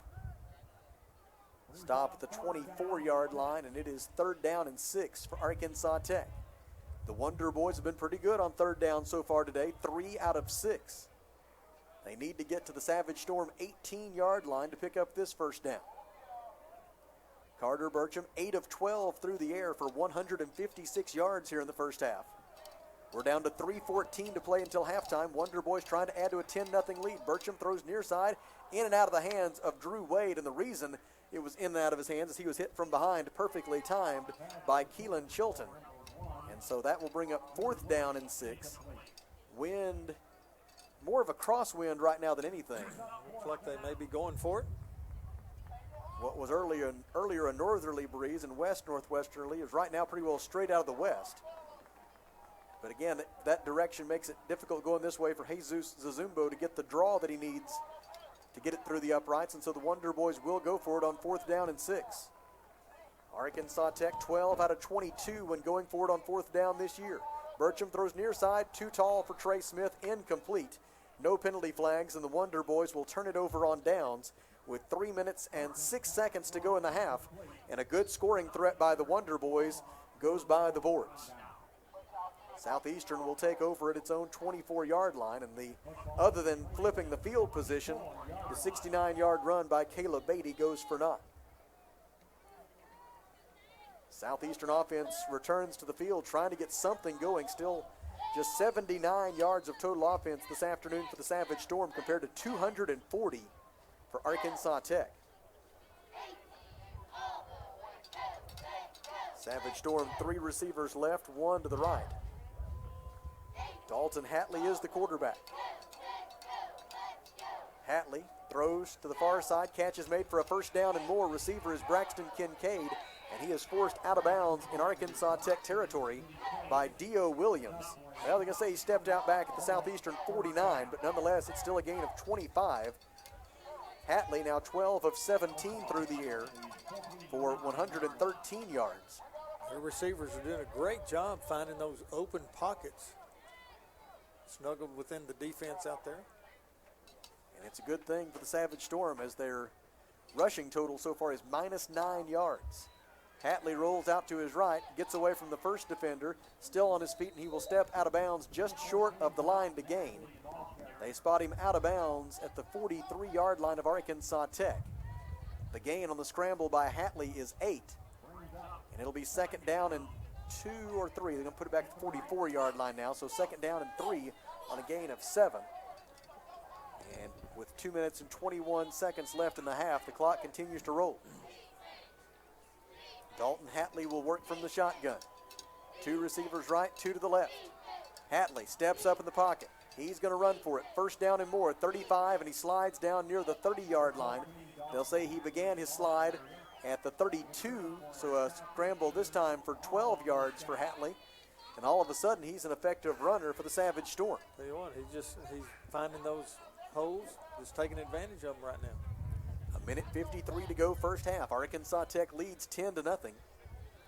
But Southeastern Oklahoma State putting together its best drive of the day so far. Hatley with 2 receivers left, looking that direction, steps up in the pocket, throws as he was hit down the far boundary. It is caught inside the 5, and it is a touchdown for Southeastern Oklahoma State University. Well, good push off that time. The receiver Nope. hit the room. No penalty flag is thrown, though, and so it's a touchdown reception for Braxton Kincaid of 32 yards from Dalton Hatley. For Dalton Hatley, the touchdown pass is his 7th of the year. He takes over the team lead in that category. For Braxton Kincaid, it is his 4th touchdown reception of 2019. He takes over the team lead in that category. And Pablo Tarango will try to tack on the extra point. The holder is Devin Blanton. Placement is down, kick is away, it is good, and our new score with 1:33 to go in the second quarter is Arkansas Tech 10, Southeastern Oklahoma State 7. We pause for 30 seconds. You're listening to the Wonder Boys.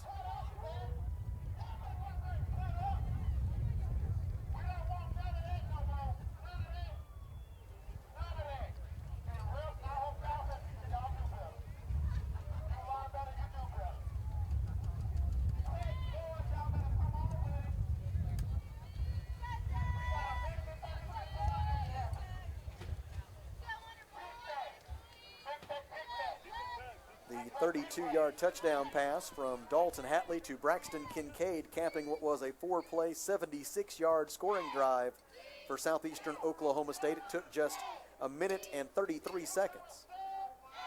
And it cuts the Arkansas Tech lead to 10-7 here late in the first half. The Wonder Boys preparing to get the football back. Arkansas Tech will have 3 timeouts with which to work.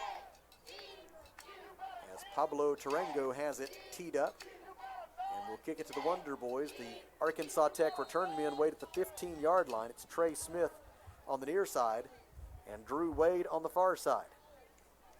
It's a high short kick, sky kick, and a fair catch is called for and made at the 30-yard line for Arkansas Tech by Armin Harris, a freshman linebacker from Shreveport, Louisiana, who showed good judgment and sure hands in making that fair catch. See if we can get on the board here right before the half. Minute 33 to go.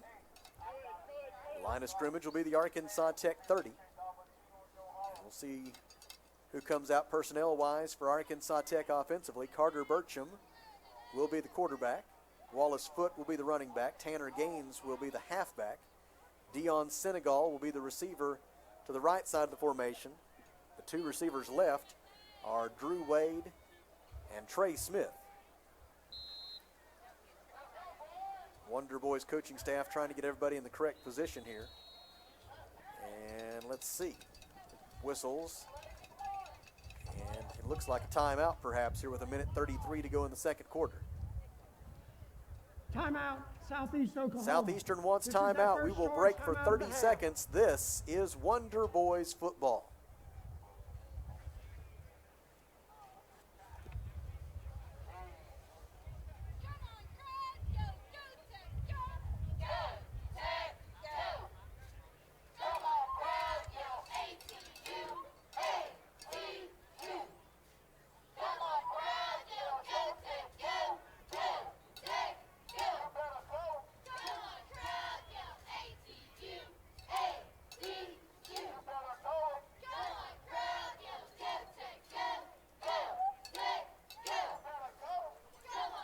Following the Southeastern Oklahoma State timeout, it'll be 1st and 10 Arkansas Tech from its own 30-yard line. And oh, mercy, Harding has scored again over in Searcy as the Bisons just continue to pile it on against East Central University. Still in the first half, 27 seconds left. It's 41-7 over East Central, pending the extra point here. Harding has 341 yards of total offense through 2 quarters of play. Guess how much on the ground? 341. There you 1st and 10 for the Wonder Boys here in Russellville. Carter Burcham fakes the handoff. Pump fake, now throws deep down the far sideline. Has a man at the 40. Catch is made out of bounds with it in Southeastern territory. It is Dion Senegal. Senegal out of bounds at the Savage Storm 37. It is a gain of 33 yards, 189 first half passing yards for Carter Burcham. And the Wonder Boys a chance to add to the lead here right before the intermission. Let's take advantage of it. Caleb Stokes, the Russellville product, checks in at tight end. He goes to the right side of the formation. Drew Wade will be the receiver left. The receiver right will be Dion Senegal, the freshman out of Louisiana. Burcham has the snap. He has time. Throws near side, nobody there. He and Drew Wade were on different pages of the same book there. And the incomplete pass will bring up 2nd down and 10 for Arkansas Tech from the Southeastern 37. Burcham threw an out route. The receiver went the other direction. You're right. Good thing about it, nobody was going to catch that. And since there's under 2 minutes to go in the half, it's a good thing because it stops the clock with just a minute 21 left now. Saves your timeouts. Burcham will work from the shotgun. 2 receivers left, 2 to the right. Ball spotted on the right hash mark. Wonder Boys moving from our right to our left toward the north goal and the whole building. Handoff to Trey Smith, and on the jet sweep, he will be stuffed. Southeastern saw that play on film from the game against Southwestern last week, and they were ready for it. Smith is stopped for a loss back to the 43-yard line. Loss of 1 brings up 3rd down and 11. Clock running exactly 1 minute to play in the half now. Tech leading 10-7. 273 yards of total offense in this first half for the Wonder Boys. 3rd down and 11. They need to get to the Southeastern 32 to pick up the 1st down. Burcham fakes a handoff to Wallace Foote. Throws it deep down the near side for Drew Wade. It is incomplete. Wade tried to do his best there to draw a little bit of contact from the defensive back, but the official did not take the bait. And so it'll be 4th down and 11 now for Arkansas Tech from the 38-yard line of Southeastern. And it looks like we may see pooch punting specialist Carson Ayers. Carson very nearly got a chance to punt one last week at Southwestern Oklahoma State, but then a penalty took it out of pooch punting range, and Tyler Dunlop came out to handle that one. This, if he goes through it, it will be Carson's first punt of the year. He has 13 career punts, and he will participate in senior day for, I believe, maybe the third time coming up in a couple of weeks. He has thought his career was done a couple of times, then kept coming back and pursuing additional degrees until his eligibility was exhausted, and he has just gotten away an absolutely perfect pooch punt. It is downed. It landed like a wedge on a green at the 3-yard line and stuck right there, and it'll be spotted down at the 2-yard line. Carson Ayers, who's been sitting and watching for 8 weeks, and when his number was called, he comes through in a big way, and with only 27 seconds left in the half, with this field position situation, the Savage Storm will almost certainly just run it up the middle and expire the clock. Yes, I don't see taking any chances right here. Ball spotted at the Savage Storm 2, following a 36-yard punt by Carson Ayers.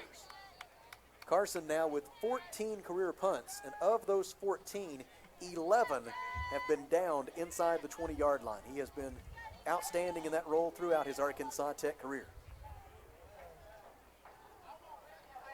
Under center goes Dalton Hatley. And he's just going to quarterback sneak it right up the middle to make the clock run. But the Wonder Boys have 3 timeouts, and Coach Kyle Shipp is going to use one of them right here. We will pause for 30 seconds. This is Arkansas Tech football. Arkansas Tech. This is their first charge timeout of the half.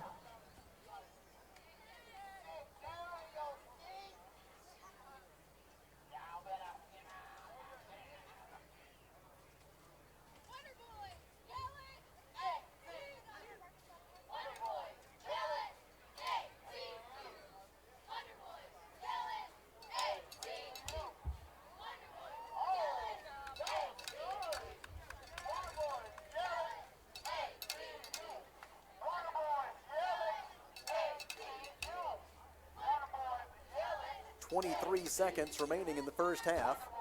The quarterback sneak a moment ago by Dalton Hatley went for no gain, and so it's going to be 2nd down and 10 for Southeastern Oklahoma State from its own 2-yard line.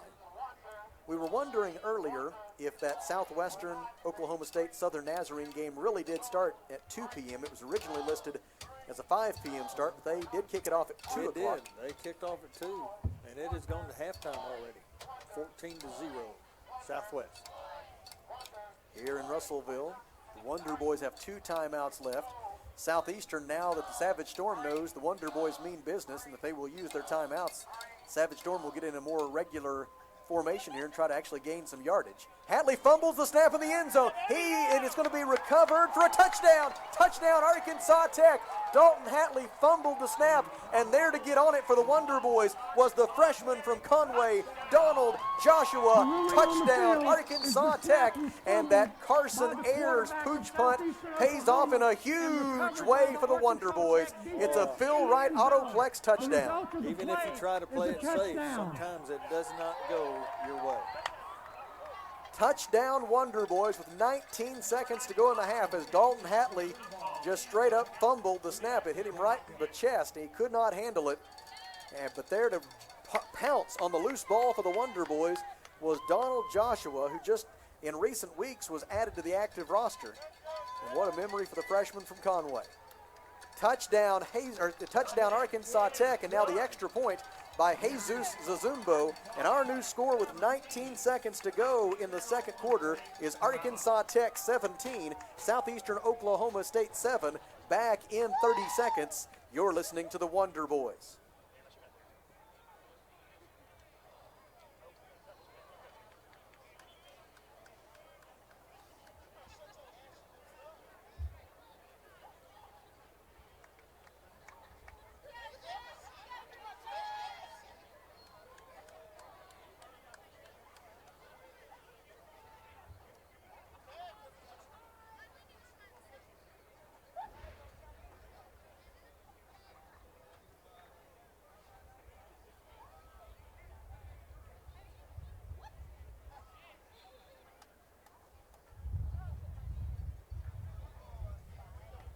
touchdown on the fumble recovery by Donald Joshua, and the extra point by Jesus Zazumbo has given Arkansas Tech now a 17-7 lead in the waning moments of the first half. The ensuing kickoff by Tyler Dunlop is a squib kick down the middle of the field. Takes a big bounce inside the 35-yard line, fielded there for Southeastern Oklahoma State by Scooter Baker. And he scoots out to the 38-yard line. And that's where the whistles blew. Even though the pile went forward out over the 45-yard line, the ball will be spotted at the Savage Storm 38. A good rugby move that time. Clock stops with 13 seconds remaining in the half.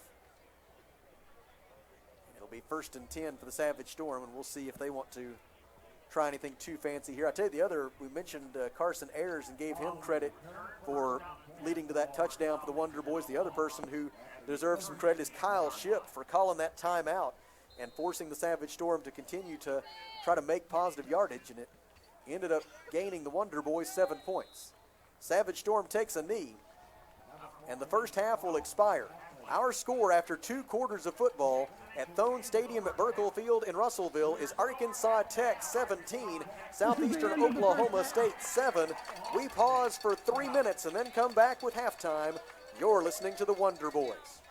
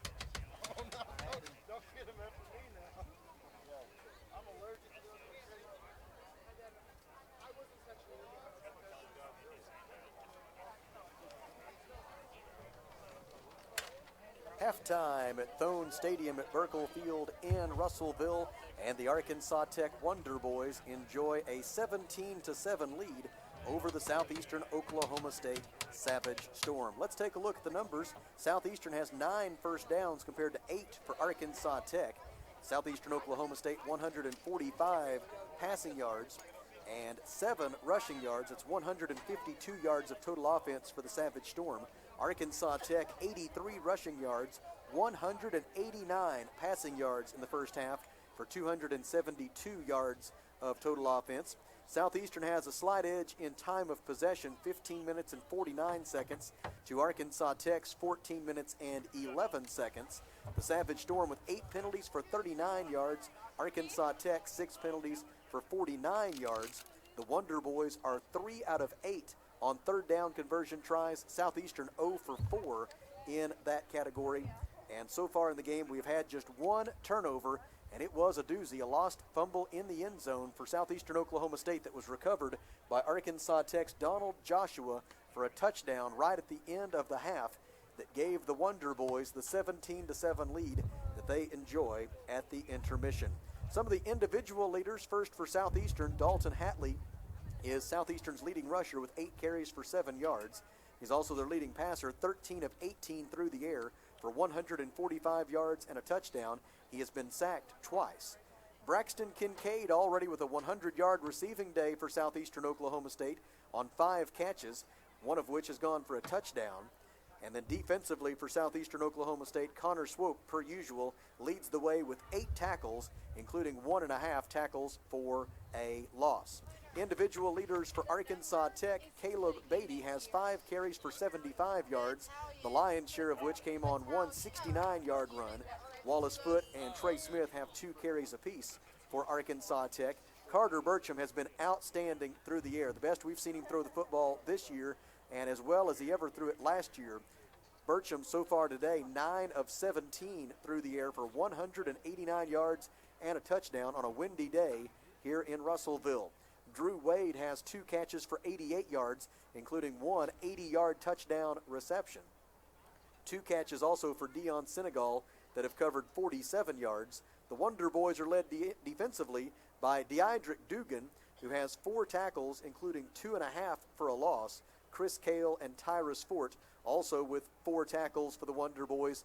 And Trey Chisholm has 3 tackles, one of which was a quarterback sack. It's time now for the halftime performance by the Arkansas Tech University Marching Band, Arkansas's Band of Distinction, under the direction of Dr. Daniel A. Belangia, Director of Bands, Dr. Jim Daughters, Assistant Director of Bands. The voice of the Arkansas Tech Marching Band is Dr. John Clements, and the marching band from Arkansas Tech will be joined today by 550 visitors on Band Member for a Day at Arkansas Tech University 2019. Let's turn it over to Dr. Clements and the Arkansas Tech Marching Band. And then your colors are presented. We say thank you with our veteran salute.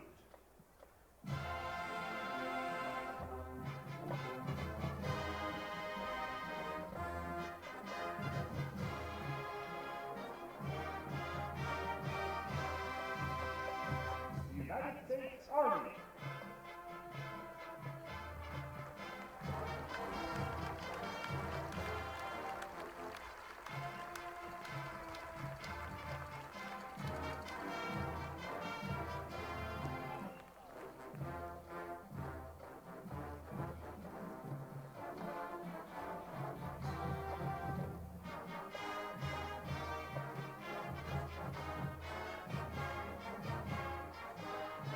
United States Navy.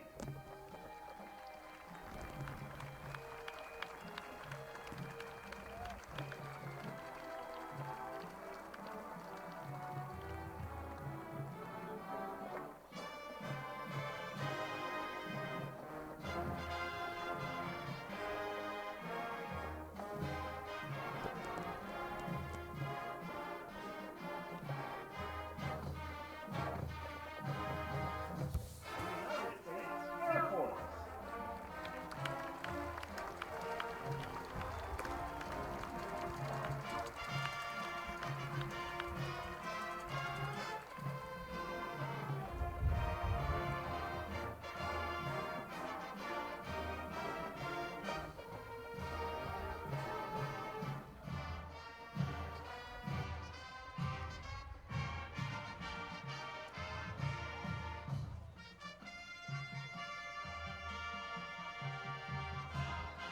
United States Marines.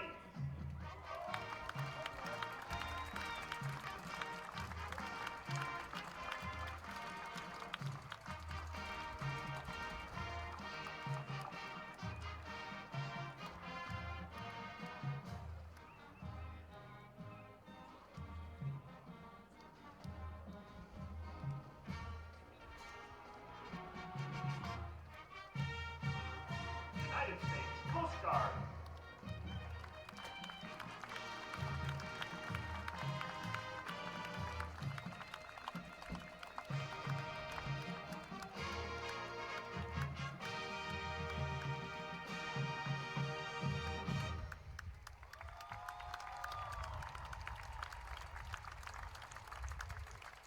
Thank you, veterans. We appreciate and honor your service and sacrifice for our country. Happy Veterans Day. At this time, please give a warm welcome to the 550th Here on Military Appreciation Day 2019 at Arkansas Tech University. And now the 200-piece Arkansas Tech Marching Band is being joined by our 550 guests as part of Band Member for a Day, a great program that Dr. Daniel Belongia initiated after he came to join us here at Arkansas Tech, and it just continues to grow year by year. And we thank Dr. Belongia and his staff and everybody else who is involved in making this possible each and every year. And so now we will get ready to turn it back over to the band here in just a moment as they resume and continue their halftime performance, the next to last performance of the year for the band. They will give their final show of 2019 2 weeks from today as part of a 2 p.m. Great American Conference contest between Arkansas Tech and Harding University. Our score today is Arkansas Tech 17 and Southeastern Oklahoma State 7. Here at halftime of this one is the Wonder Boys seeking their third consecutive victory. Now here it is, the Arkansas Tech Marching Band.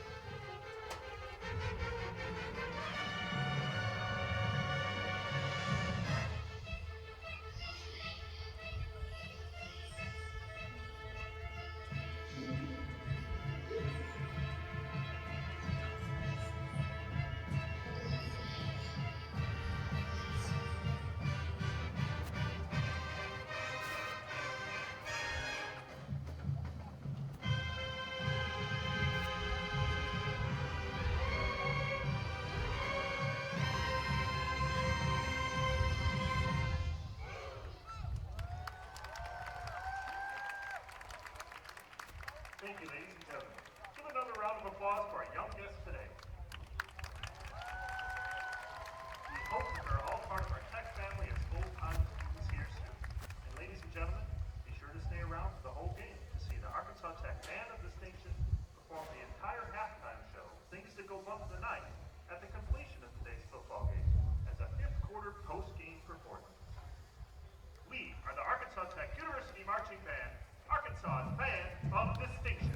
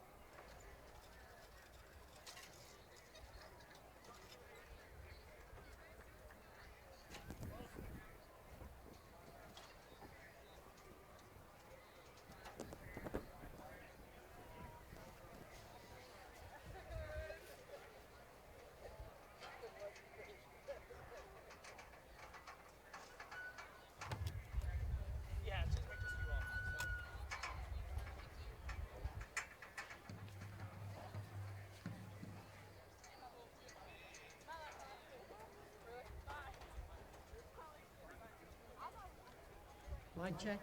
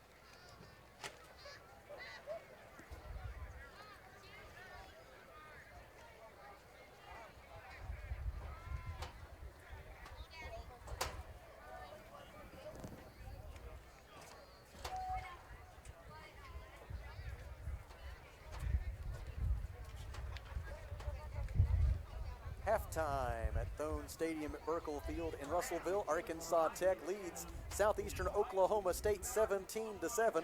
And here with a look at other GAC scores is Mr. Kelly Davis. Thank you, Sam. Other scores around the GAC. Down in El Dorado, Arkansas, one of the pundit spotlight games of the GAC this week. It was Ouachita Baptist, 8-0 on the year, ranked 4th and 5th in the nation in some polls, is taking on Southern Arkansas. Southern Arkansas coming into the game with a 7-1 record, and Ouachita Baptist leads that game at halftime 21-7.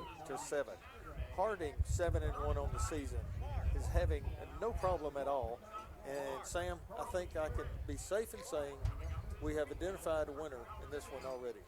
It is 42-7 at halftime against East Central. They come into the game 1-7 on the season. It is Oklahoma Baptist 28, Northwest Oklahoma 10. It is Southwest Oklahoma 14, Southern Nazarene 0. That was all 2 o'clock kickoffs. We had a 3 o'clock kickoff, and that was another intriguing game. Henderson State 7-1 on the year, trying to keep up with Harding and Southern Arkansas, and they went to Monticello, and with 12 minutes to go in the second quarter, it is now Henderson State 13, UA Monticello 0. UAM had a 5-3 record going into that game. So we should be pretty close to giving you several finals by the end of our game today. Back in 2 minutes with the second half. You're listening to the Wonder Boys.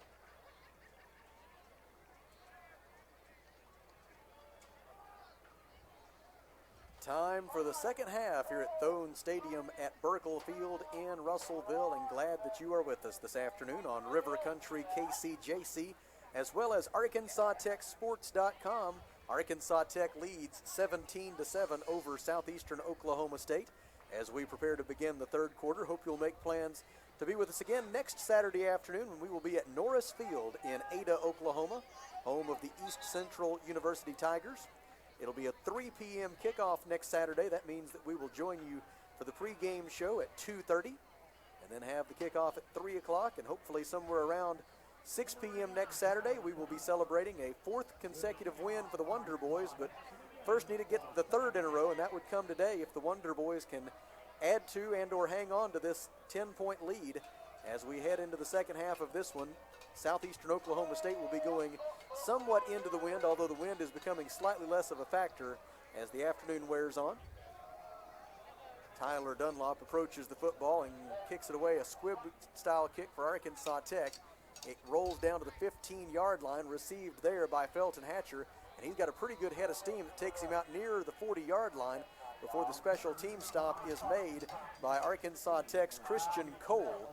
Stop made at the 38-yard line, and that's where the Savage Storm will go on offense. Southeastern quarterback Dalton Hatley completed 13 of 18 passes for 145 yards in that first half, but Southeastern Oklahoma State's struggles in the ground game have continued. The Savage Storm with just 7 rushing yards in that first half. And so that lack of balance limiting what the Savage Storm has been able to achieve so far. Wonder Boys will rush 4 on first down. Hatley has a lot of time. Rolls to his left, now under some pressure, continues to roll to his left, and he'll be dropped. Quarterback sack back inside the 40-yard line at the 36. Looked like it was Deidrick Dugan making the play defensively for Arkansas Tech. It comes at the 36 for a loss of 2, and it'll be second down and 12 for Southeastern Oklahoma State. And that's how the second half begins for the Wonder Boys defense. Deidrick Dugan was indeed credited with the quarterback sack there, as he continues his big day along that defensive front for the Wonder Boys. Just 3 down linemen this time. Wonder Boys will bring 2 blitzers, and down goes Hatley again. Sacked all the way back at the 30-yard line. A loss of 6 as the Wonder Boys get to Hatley again. Back-to-back quarterback sacks to begin the half. It looked like Dugan and Trey Chisholm that time. We'll check and see who the official stats give credit to. Regardless, it's a loss of 6. And it is third down and 18, and not at all the beginning of the second half that Southeastern Oklahoma State was looking for. Quarterback sack was officially credited to Corey Chun of Arkansas Tech. Third down and long for Dalton Hatley. Takes the snap, shovel pass, complete in the middle of the field at the 30-yard line, and it'll go for a gain of 1. Tackle made for Arkansas Tech by Albers. Derek Albers on the tackle at the 31, a gain of 1 on the completed forward pass. And on fourth down and 17, we will see Pablo Tarango and the Southeastern Oklahoma State punt unit back deep to return for the Wonder Boys. It is Tyrus Fort. He waits at the Tech 35. The line of scrimmage is the Southeastern 31. Wonder Boys line up 10 men as if they're going to take off after this Tarango punt. They'll send 8 to try to block it. Tarango gets it away, spinning like a top, and it comes down into the waiting arms of Tyrus Fort, who makes a fair catch at his own 30-yard line, a punt of 39 yards, and there's timeout on the field. 12:55 to go, third quarter. Arkansas Tech leads 17-7, back in 1 minute. You're listening to the Wonder Boys.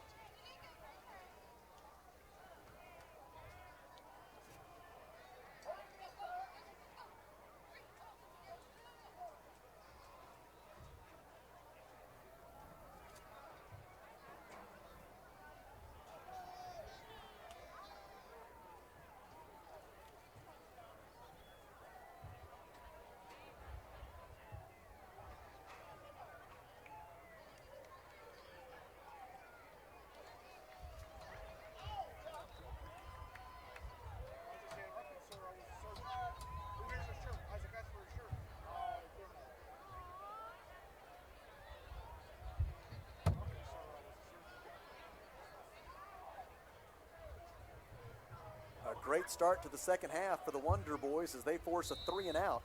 And And now Carter Bertram leads the Arkansas Tech offense back onto the field.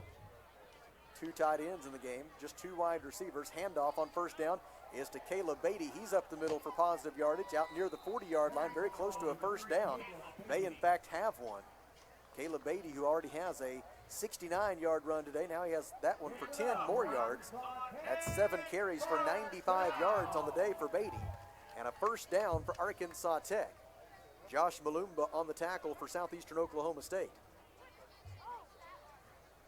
And it's 1st and 10 Wonder Boys from their own 40. 2 sides are now even in first downs with 9 apiece. Bertram takes the snap, looks to throw deep down the near side for Drew Wade, and it's going to be 2 steps too far in front. Good coverage by Keelan Chilton. And it'll be 2nd down and 10 for the Wonder Boys from their own 40-yard line. The wind started out today being very much from the north-northwest. Then it became just a strictly westerly wind, and there are a few hints now from the American flag in the south end zone that it's occasionally coming a bit from the south. And so variable winds as the afternoon continues here at Thone Stadium at Burkle Field. 2nd down and 10. Bertram throws incomplete. Hit as he released it. Pressured by Alex Marshall, sophomore defensive lineman for Southeastern Oklahoma State, a transfer from Blinn Junior College in Texas. The incomplete pass makes it 3rd down and 10 for Arkansas Tech after back-to-back incomplete passes. Devin Alloway checks in at wide receiver. He, along with Brennan Lewis and Trey Smith, will be the receivers right. The lone receiver left for Arkansas Tech, or to the left side, I should say, will be Drew Wade. Caleb Beatty joins quarterback Carter Bertram in the backfield. Ball's on the left hash mark. Wonder Boys moving from our right to our left toward the north goal and the whole building. Bertram sets up a screen, complete on the far side of the field to Alloway. Alloway got one key block from Trey Smith. That springs him down the far sideline for a good gain out to the 48-yard line, but it will be short of the line to gain, apparently. And from there, it would be 4th down and 2 for the Wonder Boys. And let's see what head coach Kyle Shipp wants to do. He has readied his deep snapper, Luke Curtis, a freshman from Bryant. And he will trot out into the field and prepare to snap it to Tyler Dunlop. On 4th down and 2, line of scrimmage is the Arkansas Tech 48. Southeastern trying to get the right personnel on the field. They had 12 men out there for a moment. This would be a bad time for the Savage Storm to get a illegal substitution penalty. That would give Arkansas Tech a free 1st down. Dunlop fields the snap, gets the punt away. A fair catch is called for and buffed at the 11-yard line, and the Wonder Boys are surely going to recover it. A loose ball at the 11, and it is recovered by the deep snapper, Luke Curtis, who hustles down the field to pounce on the loose ball, and the muffed punt by Southeastern Oklahoma State will go into the books as the 2nd turnover of the day. The first one led directly to an Arkansas Tech touchdown. The second one gives the Wonder Boys the football at the Southeastern Oklahoma State 11-yard line with 11:25 to go in the 3rd quarter. 2 big mistakes on that end of the field by Southeastern Oklahoma State. The fumbled snap at the end of the first half, and now the fumbled punt return at the beginning of the 3rd quarter. And the Wonder Boys with a great opportunity to add to their 17-7 lead. Carter Bertram from the shotgun. Sends Beatty in motion. It's a quarterback draw. Bertram wrapped up at the 10-yard line and stopped there by Alex Marshall. Gain of 2 will bring up 2nd down and 8. Clock rolling, 11:13 to go 3rd quarter. A 10-point lead for the Wonder Boys. And a great chance to add to it right here. What hustle by Luke Curtis to get down there and dive on that loose ball.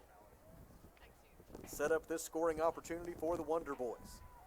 I apologize for that wind in our crowd, Mike. I'm sure it's a bit distracting, but it's that kind of day here at Thone Stadium at Burkle Field. Easily the windiest day we've had for a home game so far this year. Although, as we noted earlier, just good training for when we go back to Oklahoma next week.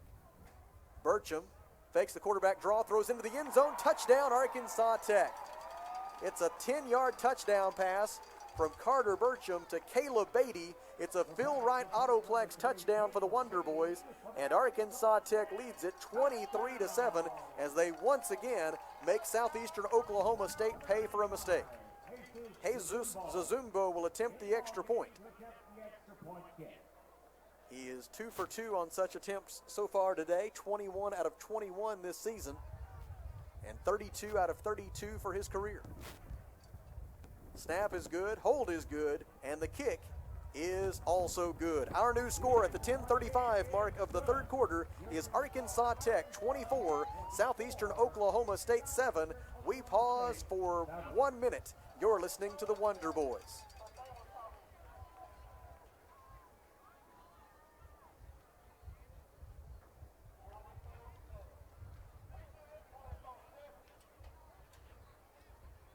Fans, we'd like to remind you, following today's game, please remain with us as the Arkansas Tech Band of Distinction will be presenting a special complete performance coming up following this evening's game. It's called the fifth quarter performance and will be held immediately following this afternoon's game. So, please stay with us.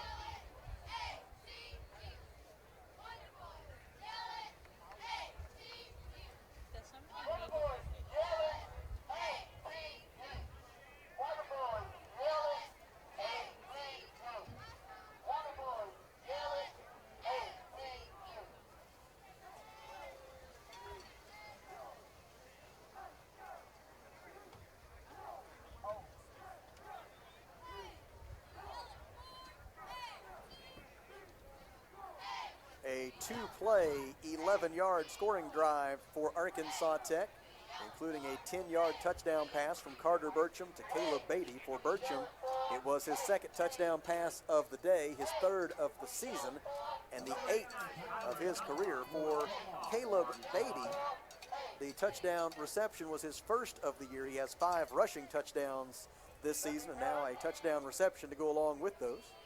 And it is 24-7 Arkansas Tech with 10:35 to play in the third quarter. Tyler Dunlop will kick it away for Arkansas Tech. Wind blowing in from the west. Left to right across the field. The kickoff will be fielded at the 2-yard line by Felton Hatcher. Hatcher runs it back toward the middle of the field. He's running east and west, and that very seldom works out. He loses the football. It's rolling free inside the 5, and the Wonder Boys have recovered it if it is indeed a fumble. No indication yet from the officials that it is a fumble. The official on the far side is saying the return man for Southeastern was down before the ball came out, so no fumble.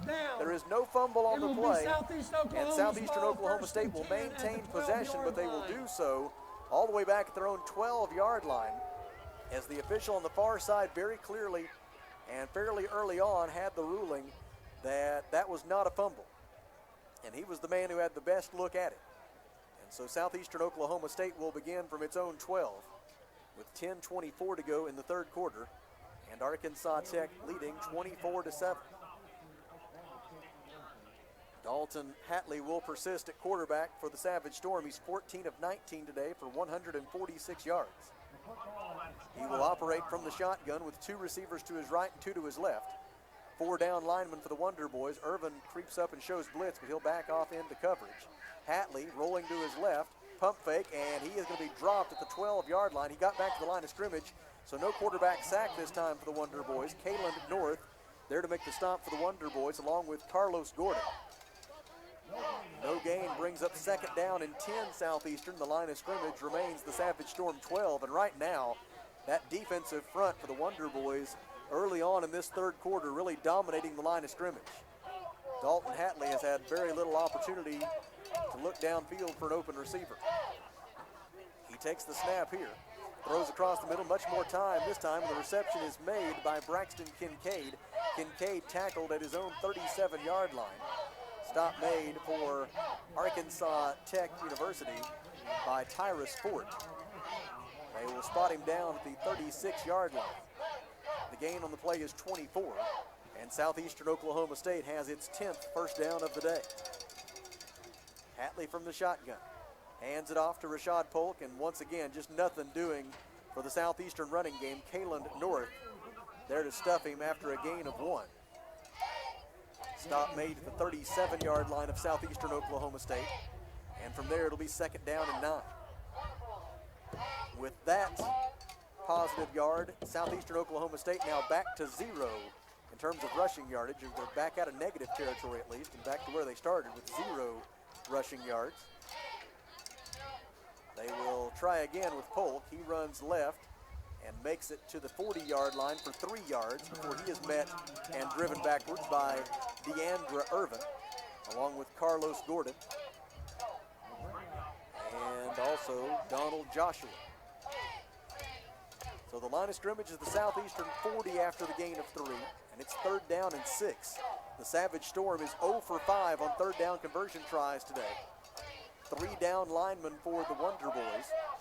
Chris Cale sneaks up and shows blitz. Now he will back off into coverage. 8 into coverage for the Wonder Boys on 3rd down and 6. Hatley's pass far side is complete, out of bounds with a 1st down at the 49-yard line. It's a gain of 9 on the pass from Dalton Hatley. And on the receiving end of that strike, for Southeastern Oklahoma State, it was Hunter Hawthorne. Hawthorne gets his first reception of the day, becomes the 6th different Savage Storm player to catch a pass. And it's out to the Savage Storm 49-yard line for a 1st down. Clock rolling, 7:53 to go 3rd quarter. Wonder Boys lead 24-7. Hatley from the shotgun, 3 receivers left into the short side of the field, and there's a false start for Southeastern. And Dalton Hatley is understandably frustrated. False start, number 29 9th of the penalty offense. today for 5-yard penalty. Southeastern. Still 1st down.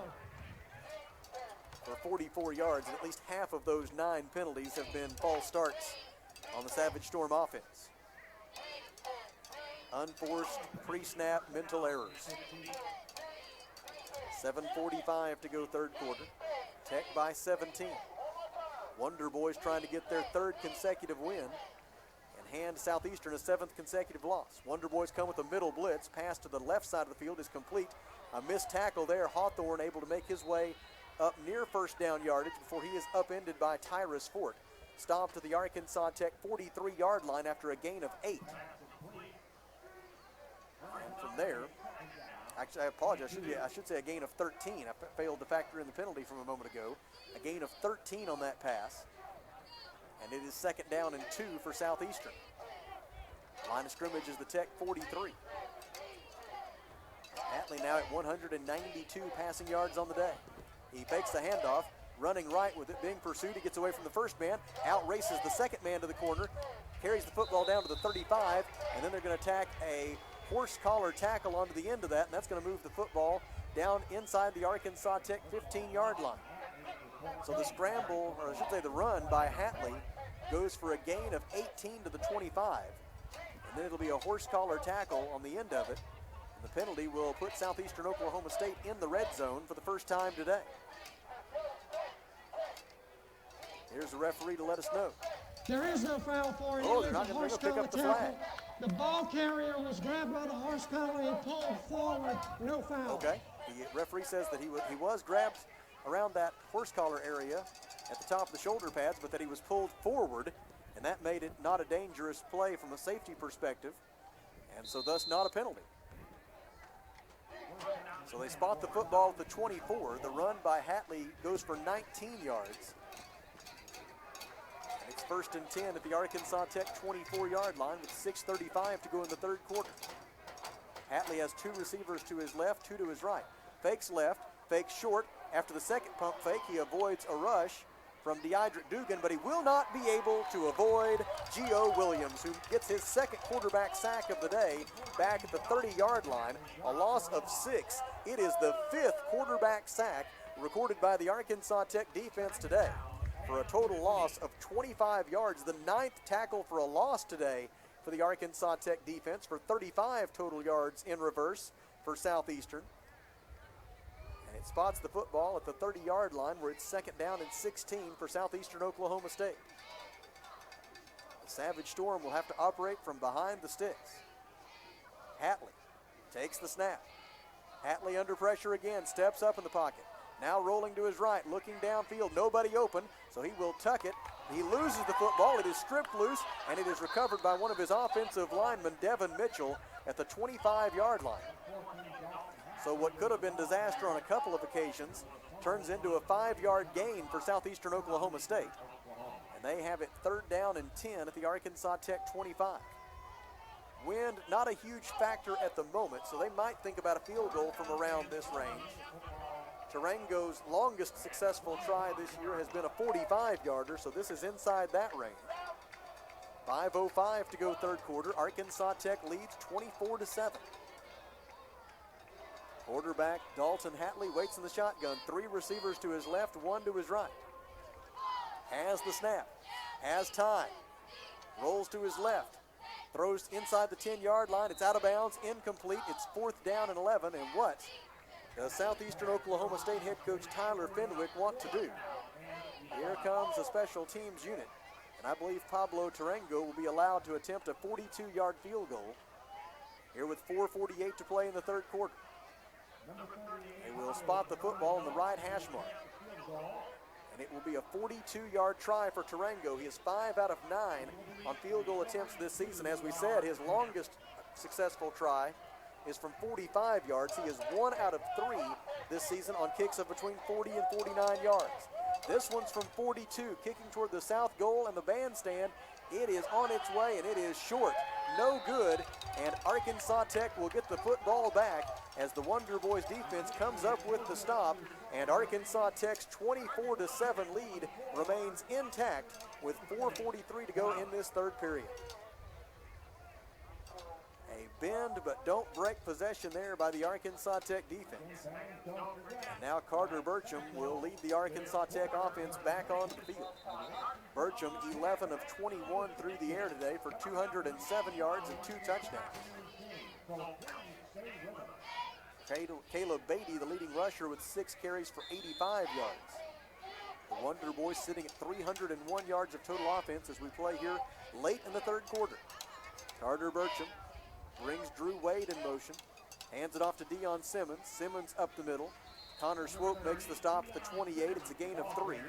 And 2nd down and 7 forthcoming for the Wonder Boys. Deion Simmons has a 32-yard reception today. That was his first rushing attempt of the game. Caleb Foote will check in. The Wonder Boys will have twin running backs flanking quarterback Carter Burcham. Tanner Gaines is the halfback. He goes to the right side of the formation. 2nd down and 7 Tech from its own 28. Burcham fakes a handoff, throws across the middle, has a man, it's Foote at midfield. He makes the catch, bounces off 2 Savage Storm defenders. He's at the 20, he's at the 15, and Wallace Foote will score! Touchdown, Arkansas Tech on a 72-yard pass from Carter Burcham to Wallace Foote. There is a penalty flag down in the backfield, and boy, I sure hope it's not holding against Arkansas Tech. The score is good. They will count the touchdown. Personal foul. There is roughing the passer on Southeastern. That'll be enforced later on. It's a touchdown for the Wonder Boys, and Arkansas Tech has opened up a 30-7 lead here late in the third quarter. One area in which the Wonder Boys have been deficient this season has been in those chunk plays, those big explosive plays offensively. That has certainly not been the case today, and there is yet another example. A 72-yard touchdown pass. And the Wonder Boys on the Phil Wright Autoplex touchdown are up by 23. Now Zazumbo a chance to tack on the extra point. Placement is down. Kick is away. It is good. And our new score with 3:54 to go in the third quarter is Arkansas Tech 31, Southeastern Oklahoma State 7. We pause for 30 seconds. You're listening to the Wonder Boys.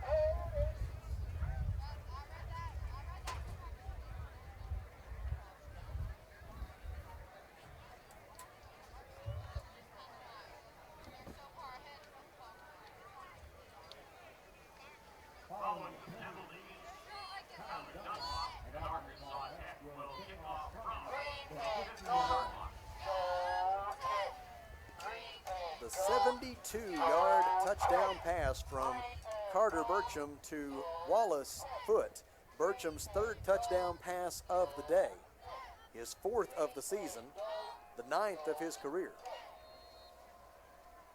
For the receiver on that play, Wallace Foote, that is his second touchdown reception of the year and of his career. The ensuing kickoff comes from the 50-yard line as a result of a roughing the passer call on Southeastern, and Tyler Dunlop easily kicks it through the back of the end zone for a touchback. Southeastern Oklahoma State will begin from its own 25-yard line. The scoring drive for Arkansas Tech was 2 plays, 75 yards, and it took 49 seconds. We're down now to 3:54 to go in the third quarter, and the Arkansas Tech lead is 31-7. Dalton Hatley in shotgun formation for Southeastern Oklahoma State. 2 receivers to his right, 1 to his left. Halfback is Cole Harwell. Handoff, and between the tackles running up to the 30 for 5 yards. Ryan Taylor on the carry, his second carry of the day. And it'll be second down and 5 for the Savage Storm from its own 30-yard line. Same formation, 2 receivers right, 1 to the left. Taylor stays in as the running back. 4 down linemen for the Wonder Boys. The handoff is to Taylor. Taylor tries the middle again. This time he'll get 2 yards to the 32. And it'll be third down and 3 for Southeastern Oklahoma State from there. Hunter Hawthorne checks in at wide receiver. And a tight end, Garrison Bowling, will check out. Southeastern Oklahoma State 1 for 7 on third down conversion tries so far today. This one much more manageable than the majority of their others. They only need 3 yards this time for a first down. Hatley takes the snap, throws across the middle, catch is made for a first down, but not much more. Deandra Irvin makes the tackle on Braxton Kincaid at the 38-yard line. It's a gain of 6 on third down and 3. And Southeastern Oklahoma State has its 13th first down of the day. It speaks to the fact that the Wonder Boys have had so many explosive plays that Southeastern Oklahoma State actually has more first downs today than Arkansas Tech does. The Wonder Boys have picked up the yardage in big chunks on several occasions today. Handoff on first down from the 38, and Ryan Taylor will get 2 yards to the 40. Among the Wonder Boys there to greet him was Desmond Williams. And it'll be second down and 8 Southeastern from its own 40-yard line. A reminder that Tuesday is Pack the Stands night at Arkansas Tech Volleyball. The Golden Suns will host Henderson State for a 6 p.m. match on Tuesday evening at Tucker Coliseum. Admission will be free. Hatley takes the snap, rolling right, and he's going to throw this one away into the near boundary. Live to try again on third down and 8. Line of scrimmage remains the Southeastern Oklahoma State 40-yard line with the clock stopped with 1 minute and 40 seconds to go in the third quarter, and Arkansas Tech leading 31-7. It was 3-0 Tech at the end of one quarter. The Wonder Boys led 17-7 at halftime. And since then, a pair of Carter Burcham touchdown passes, one of 10 yards, one of 72 yards, has seen the Arkansas Tech lead swell to 31-7. Hatley on third down and 8, sets himself, throws down the middle. It is intercepted, picked off in Arkansas Tech territory, brought back into Southeastern territory by Darren Kane, and he is tackled at the 34-yard line. Tackle made for Southeastern Oklahoma State by DeJounte Granger, but Darren Kane with the interception. It is his 4th of the season, and the Wonder Boys get the football right back and in plus territory at the Savage Storm 34-yard line. It was overthrown down the middle, and Kane, playing center field back behind everybody, was there to pick it off.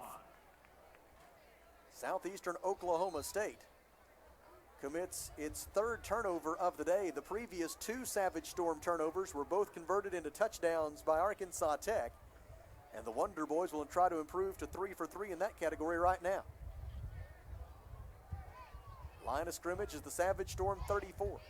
Carter Burcham closing in on a 300-yard passing day. He's at 279 right now. Brings a man in motion. He hands it off to Wallace Foote. Foote runs right and is taken down for no gain.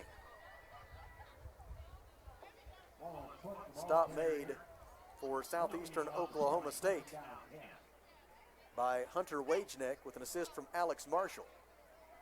Clock rolling, 1:08 to go, third quarter. Wonder Boys lead 31-7. Trey Smith will check in at wide receiver, replacing halfback Tanner Gaines. So 2 receivers right, 2 left. 2 left are Allaway and Wade. It's Smith and Senegal to the right. Second down and 10, Wonder Boys from the Southeastern 34. Burcham, pump fake short, looking deep. Now he comes back short and gives it there to Senegal. Senegal uses his speed to race down the sideline, and there'll be a late hit tacked onto the end of that as a Southeastern defender didn't hit Senegal hard out of bounds, but it was several steps out, and so the official had no choice but to throw the penalty flag. It comes inside the 25-yard line. It comes with 39 seconds to go in the third quarter, and it will put the Wonder Boys back in the red zone with a chance to add to their 31-7 After the lead. play was over, personal foul, late hit out of bounds, number 47 of the penalty defense. That penalty means will the be football assessed is spotted as at the the misses to the goal, 14-yard and line. First down. And it'll be 1st and 10 from there. The Wonder Boys are 1 for 1 on red zone scoring opportunities today, continuing the good work that they have done in that category all season long. With the 1 for 1 so far today, Arkansas Tech now 25 of 28 on red zone scoring opportunities this year, including 17 touchdowns. The Wonder Boys rank 2nd in the GAC in red zone offense efficiency. Handoff to Foote, gets through the first would-be tackler. He's inside the 10, he's to the 5, and knocked down from behind. A potentially touchdown-saving tackle made by Scooter Baker as Wallace Foote stopped at the 4-yard line after a run of looks to be 10 yards. Some confusion now on the far side as to where the ball is going to be spotted and whether or not it was a first down. And that's because that's the end of the third quarter. We have got 15 minutes left here at Thone Stadium at Burkle Field in Russellville. And our score is Arkansas Tech 31, Southeastern Oklahoma State 7. We pause for 30 seconds. You're listening to the Wonder Boys. It will be first down and 10 from the 4-yard line. This is the end of the third quarter.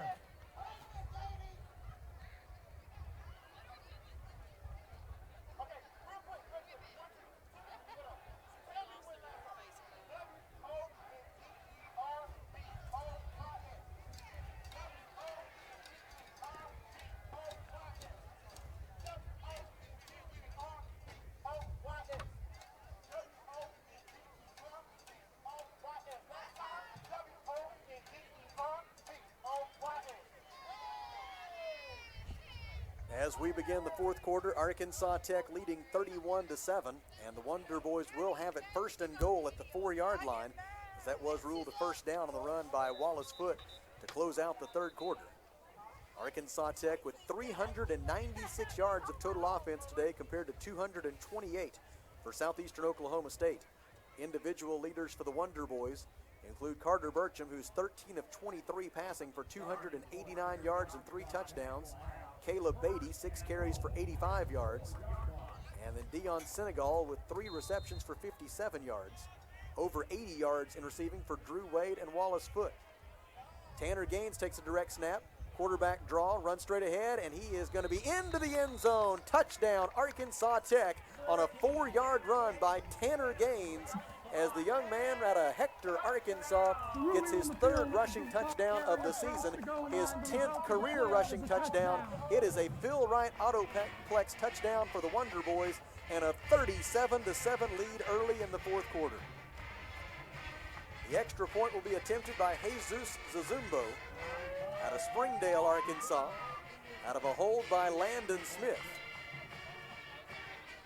It is turning out to be a beautiful Saturday for the Wonder Boys in every single way. Luke Curtis is the deep snapper. The placement is down. The kick is on its way. It is good, and our new score with 14:52 to play is Arkansas Tech 38, Southeastern Oklahoma State 7. We'll be back in 1 minute. You're listening to the Wonder Boys.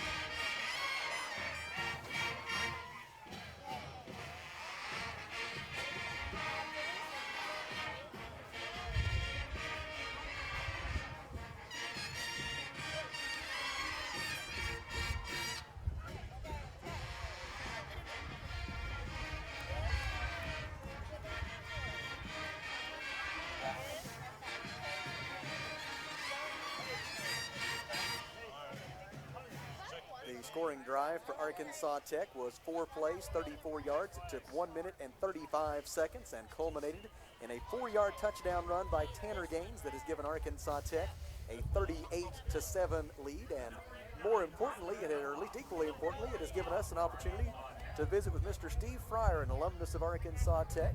And we will be chatting with him here in just a moment and kind of getting an update. He's in town this weekend, not only for the football game, but also for a meeting earlier today by the Arkansas Tech Alumni Association Board of Directors. So a good chance to visit with Mr. Fryer about what the Alumni Board is up to these days. I know probably a lot of today was focused on recapping what was an outstanding homecoming at Arkansas Tech University last month. Tyler Dunlop has it teed up and prepared to kick it away for Arkansas Tech. It is a high end-over-end kick that will be fielded by Felton Hatcher. Hatcher brings it out over the 25-yard line, the 30, and he'll be dropped at the 35-yard line. Well, Mr. Fryer, thank you very much for making the trip back home to Russellville and to Arkansas Tech to be with us this weekend. And to say the least, we have enjoyed this football game. Oh, absolutely. I feel like I'm the good luck charm. I like to win. Way to go, Tech. We may need to bring you back in 2 weeks when Harding comes to town. I will be here if you need me. I know you would. I know you would. Tell me a little bit about what's going on these days with the Arkansas Tech Alumni Association Board of Directors. Well, we're very excited right now. One of the things that the Alumni Board has been doing for a few years now is raising money for scholarships for incoming freshmen at Tech. We started a few years ago when Keith Klutz was our president of the Alumni Board, and started with 3 scholarships, and we're now up to, I think, 23 scholarships and looking to raise more money. And we always like to make those opportunities for the freshmen who qualify to attend Tech, because it's such a great opportunity. I know it was for me. It opened the doors for my life to be exactly what I wanted it to be, and as it does for so many people. So the Alumni Board, we like to encourage scholarship money and bring it in, and we want as many kids from Arkansas and outside Arkansas to find out just what a great place Arkansas Tech is. A little short pass complete to Rashad Polk, and he's able to run it all the way down to the Arkansas Tech 32-yard line, a gain of 33 on the completed pass from Dalton Hatley, and it gives the Savage Storm a 1st and 10 at the Tech 32-yard line with 14 minutes and 37 seconds to go in the ball game, and the Wonder Boys comfortably in the lead at 38-7. Hunter Hawthorne was shaken up on that play for the Savage Storm, but able to return to his sideline under his own power. 3 receivers right, 1 to the left for Hatley. He moves his running back, Rashad Polk, over to the right side of the formation. Hatley sets up a screen. It is complete to the far side. Receiving that one for the Savage Storm is Catrell Blakely, and he is stopped after a gain to the 26, a pickup of 6. It'll be 2nd down and 4 for the Savage Storm. You have been so involved with Arkansas Tech in so many different ways in the last few years, and I know one way in which you got involved this year that was a new opportunity was the Arkansas Governor's School, a chance to come back and speak to that group. What was that experience like? That was amazing. I mean, these were 400 of the very brightest of Arkansas students who are getting ready to start their senior year in high school, and rest assured, America is in great hands. These were the brightest, most exciting young people I believe I'd ever met, and it was exciting for me, and seeing them on our Tech campus. They fell in love with Tech, and we fell in love with them, and I hope we see a lot of them here in our school very soon. Hand off to Polk on 2nd down and 4, yields a 5-yard gain down to the 21-yard line. It'll be 1st and 10 from there for Southeastern Oklahoma State University. You got the privilege and the honor, I noticed before the game today, of helping Kelly Davis and some of our other lettermen from Arkansas Tech University. You, of course, a tennis letterman here at Arkansas Tech back in your playing days, which continue, by the way. It's not like you're retired or anything, but I noticed you got the honor of holding the banner down there to allow the Wonder Boys to run through. What was that like? Well, do you see how flapping that flag is out there in the corner? I noticed that. Well, that's what the banner was doing today, and so Kelly said we need at least 2 on every one of these poles. So we were holding on. We didn't fly away, and thank goodness. As I went out, everyone said, "Don't trip, don't fall." Well, thanks for the encouraging words. But I didn't. We managed it just well. It's so exciting when the team takes the field. That energy. Oh, it's great. What are some of your most fond memories of playing tennis here at Arkansas Tech? Well, I remember the fellowship with my fellow tennis players, but mostly I remember my coach, Jerry Eford, was the man who sat me down, and he said, "Why are you working so hard to try and fit in?" And I said, "Well, aren't I supposed to try and fit in with everybody?" And he was the man who said, "Don't waste your time trying to fit in. You were born to stand out." And that's true of everybody. Find that thing about your life that lets you stand out and follow your passions. And so great lessons learned at Tech that have helped me in my life.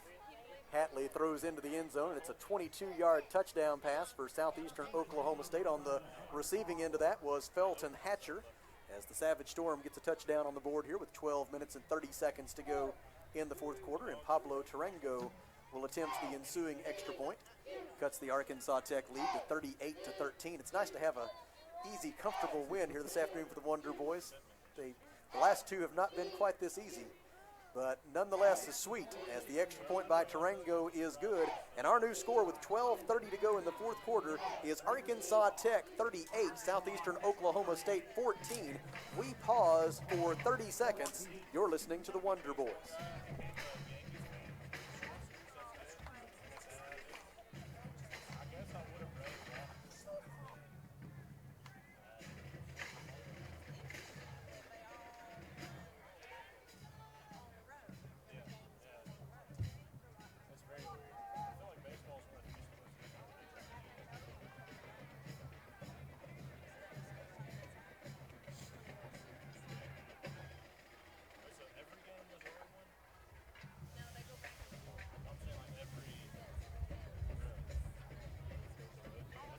The scoring drive for Southeastern Oklahoma State was 5 plays, 65 yards. It took 2 minutes and 17 seconds and resulted in the 22-yard touchdown pass from Dalton Hatley to Southeastern Oklahoma State's Felton Hatcher. It was Hatley's second touchdown pass of the day.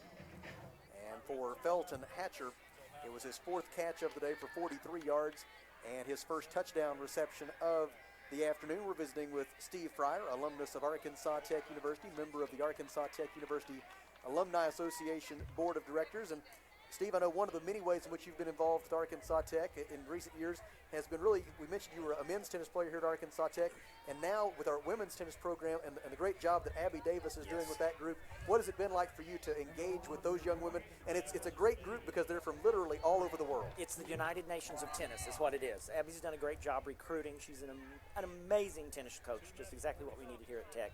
And it's a powerful team, and I love coming back in the spring and watching them play, and it's wonderful to see that program develop, and our facilities that we've developed for tennis are just amazing. We used to have to go out to the Lock and Dam and play on these really horrible courts, and now we have like the best tennis courts in Arkansas, so it's great to see this program develop. Pablo Tarango set with the kickoff for Southeastern Oklahoma State. High short kick to the near side, trying to catch the Wonder Boys napping. It lands inside the 35. That's a loose ball, and it's going to go out of bounds, and that's a huge break for Arkansas Tech. That thing was bouncing dangerously there just inside the 35-yard line, and if Southeastern Oklahoma State recovers that ball, we might all of a sudden have an interesting game again, but it did not. It went out of bounds, and the Wonder Boys will have it with 12 minutes and 30 seconds to go in the fourth quarter, and the Wonder Boys leading by a score of 38-14. And I know, like me, I've known Abby since we went to school here together. Like me, you're also enjoying now watching Abby really blossom as she begins a new phase of her career on the administrative side in athletics. Yeah, I'm very proud of her as our new interim athletic director. She's doing such a great job, and you know, she's the best person to work with because she's got that great personality, but yet she takes charge when she needs to take charge, and she's doing a great job. Look at all the programs as they flourish. It's a great time to be at Arkansas Tech, that's for sure. Manny Harris is in at quarterback for the Wonder Boys. He hands it off to Caleb Beatty, some running room up the middle. He runs through one Southeastern defender and carries the football up to the 41-yard line, a pickup of 9.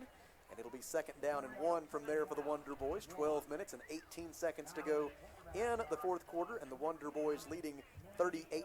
It appears as if it will be a third consecutive win for the Wonder Boys, and an opportunity to make it 4 in a row next weekend when the Wonder Boys travel to Ada, Oklahoma for a 3 p.m. kickoff against East Central University. We'll have pregame coverage beginning at 2:30 next Saturday right here on River Country KCJC and ArkansasTechSports.com. Manny Harris hands it off to Beatty, another big hole up the middle, and he is tackled by Scooter Baker at the 48-yard line, a gain of 7 this time, and that'll put Caleb Beatty over 100 yards rushing on the day, 8 carries for 101 yards today for Beatty.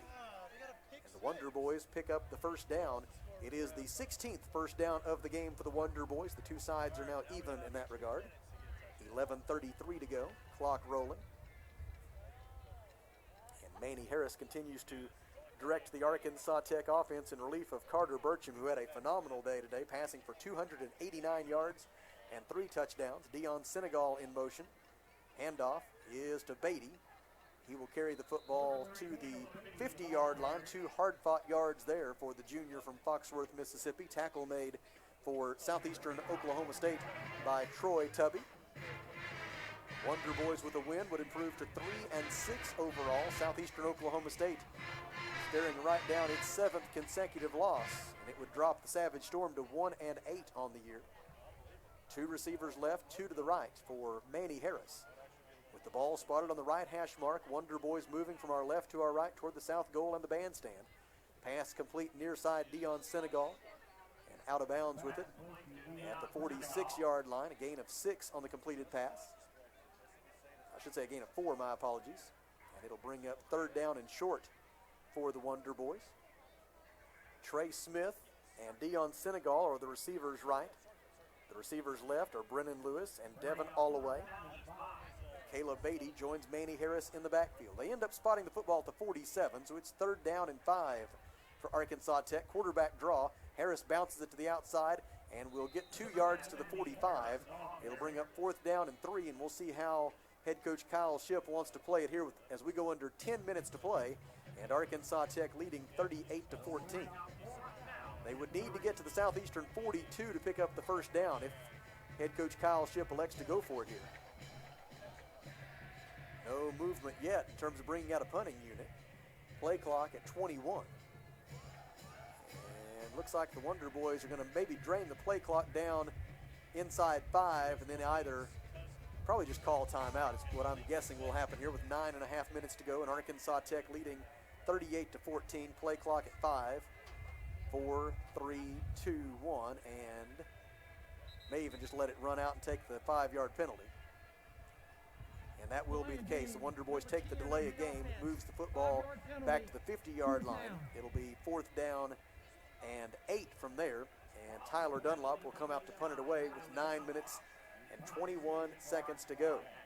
One part of this great day here at Arkansas Tech has been this band member for a day, and that was quite a scene to see there at halftime.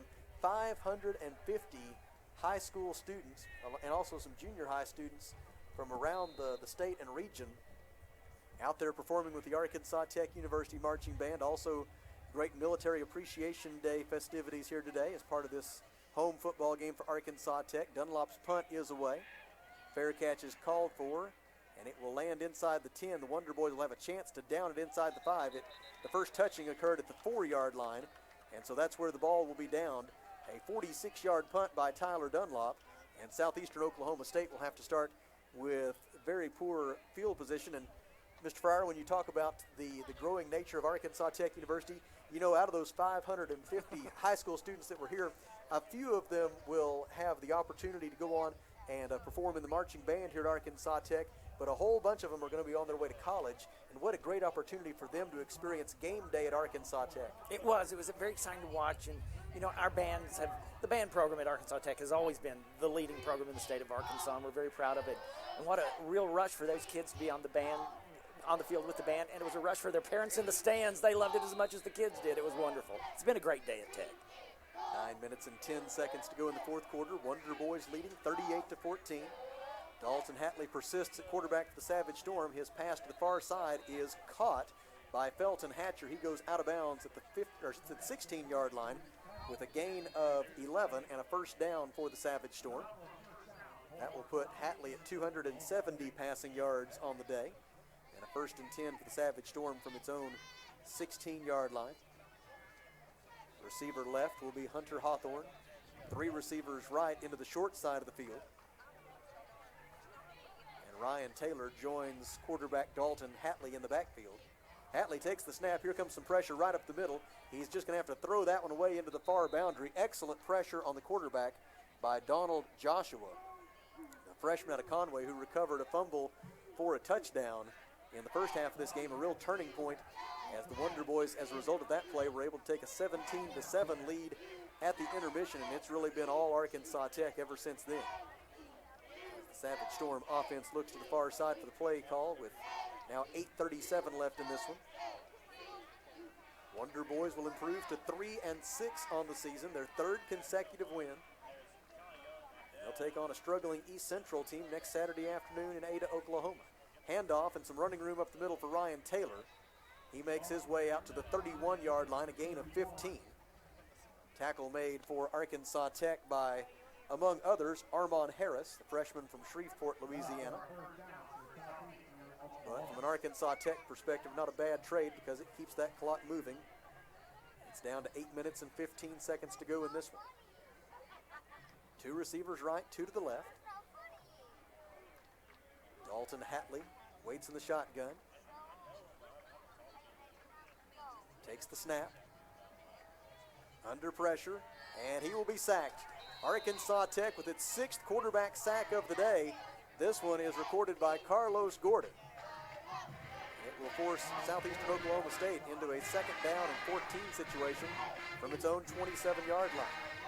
Well, Mr. Fryer, readers of the Tech Action magazine know that you had a long and very successful career with Disney. If you could tell us a little bit about what you're up to these days.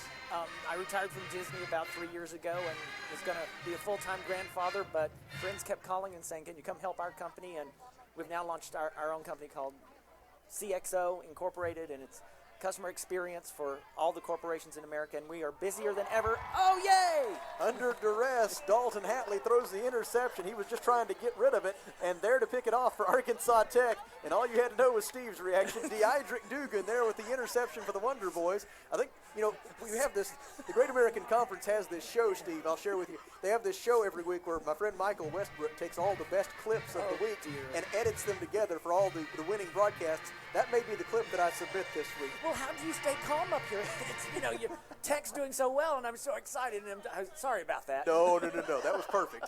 Deidrick Dugan with the interception, and Deidrick is going to be a candidate for Great American Conference Defensive Player of the Week, as he has 6 tackles, 3.5 of which have been for a loss. He has a quarterback sack, and now he has an interception to go with all of that, and he has given the football back to his offense. 1st and 10 at the Southeastern 23-yard line with 7:17 to go. Manny Harris hands it off to Wallace Foote, and poor Wallace never had a chance. He was hit in the backfield, and then coming in to finish him off was Josh Malumba back at the 26-yard line. The loss on the play is 3, and it'll be 2nd down and 13 as we go under 7 minutes to play. Noah Reyes will check in at tight end, replacing wide receiver Trey Smith. Halfback on this play for Arkansas Tech will be Grant Brown. The Wonder Boys without the services of Tucker Kennedy today. Coach Shipp mentioned in the pregame interview that Tucker was injured last week against Southwestern Oklahoma State, and we'll hold out hope that Tucker might be able to return next week for the game at East Central. Drew Wade in motion. Manny Harris hands it off to Wallace Foote. More running room this time as he makes his way down to the 24-yard line for a gain of 2. And it'll bring up 3rd down and 11 for Arkansas Tech. 6 minutes and 25 seconds to play. Arkansas Tech 38, Southeastern Oklahoma State 14. This will mark the Wonder Boys' 6th consecutive home win over Southeastern Oklahoma State. The Savage Storm's winless streak here in Russellville will continue. They still have not won a game here at what is now known as Thone Stadium at Burkle Field since September of 1993. The Wonder Boys will extend their lead in the overall series between these two programs to 14-5 and 1 tie. Trey Smith in motion on 3rd down and 11. Manny Harris looks to throw toward the far side of the field. The catch is made by Trey Smith. The penalty flag comes in.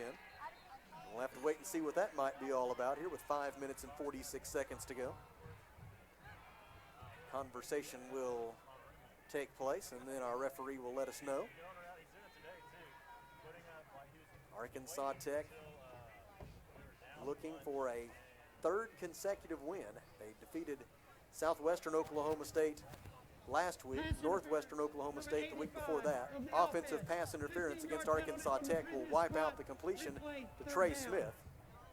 And it will put the Wonder Boys into a 3rd and very long situation. Move the football back to the 39-yard line. And from there it will be 3rd down and 21. Correction, 3rd down and 26. How about that? We're getting into some higher math now. This is rough on a journalism major, let me tell you. 5:35 left as Manny Harris gets into shotgun formation. 2 receivers right, 2 to the left. Takes the snap.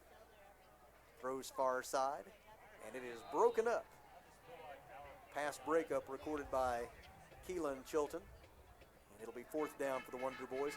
Steve, before I let you get out of here, I give my man over there, Kelly Davis, as you know from being a regular listener, I give Kelly a bit of a hard time. As you should. Oh, yes. But being on the alumni board, you get a chance to see Kelly really functioning his primary role here at Arkansas Tech University as our Director of Alumni Relations. If you could just give us a little bit of insight on the job that he and his outstanding staff do for the benefit of Arkansas Tech University. Well, I've known Kelly since high school, and it's the same personality he had then is what he has now. And he loves Russellville, he loves Arkansas Tech, and his team does such a great job for all of us. And as an alumnus, I will tell you, so appreciate both of you. This is how I get to listen to Arkansas Tech football most of the time. Is every Saturday I listen to Sam and Kelly, and that's how I keep up with my Tech football. So big thank you and a big shout out to both of you guys. Thank you very much, guys. Well, it is always a pleasure, and it's always good news. I'm watching Facebook, and anytime I see that Mr. Fryer's coming to town, it's always a pleasure. And thank you so much for joining us here for a few minutes during the ball game. And give my best to Jerry. Always. Thank you, sir. That is Steve Fryer, alumnus of Arkansas Tech University and member of the Arkansas Tech University Alumni Association Board of Directors. Carson Ayers with the punt at the end of that sequence for Arkansas Tech. And now it'll be 1st and 10 for Southeastern Oklahoma State with 5 minutes and 14 seconds to go. And they have put Roland Kinsall into the game at quarterback. Kinsall is a senior out of Andalusia, Alabama. Began this year as the starting quarterback for the Savage Storm, and his first pass of the day goes through the arms of Rashad Polk, incomplete. You know, Kelly, this feels like a good time for a GAC scoreboard update. Tell you what, we just received 2 finals. Ouachita Baptist hangs on to win 38-21 over Southern Arkansas. Ouachita improves to 9-0, and also Southwest Oklahoma improves to 3-6 with a 28-7 win over Southern Nazarene. 2nd down and 10 for the Savage Storm. Roland Kinsall, pump fake. Now he throws to the far side of the field. Catch is made. Will be enough for a Southeastern Oklahoma State 1st down at the 36-yard line. Felton Hatcher on the reception. It is his 6th catch of the day. And Southeastern Oklahoma State picks up its 19th 1st down of the game. Under 5 minutes to go. The Wonder Boys lead 38-14. Kinsall will work from the shotgun, open field to his left, 3 receivers right. Kinsall with the football. Here comes the pressure. He gets away, throws short and complete for Hunter Hawthorne. Hawthorne made one man miss, and that will allow him to pick up a 1st down as he advances the football out to the 50-yard line on a gain of 14. And there's an injured Wonder Boy on the play. It comes with 4:32 to go, and we will step aside for a 1-minute break. This is Arkansas Tech football.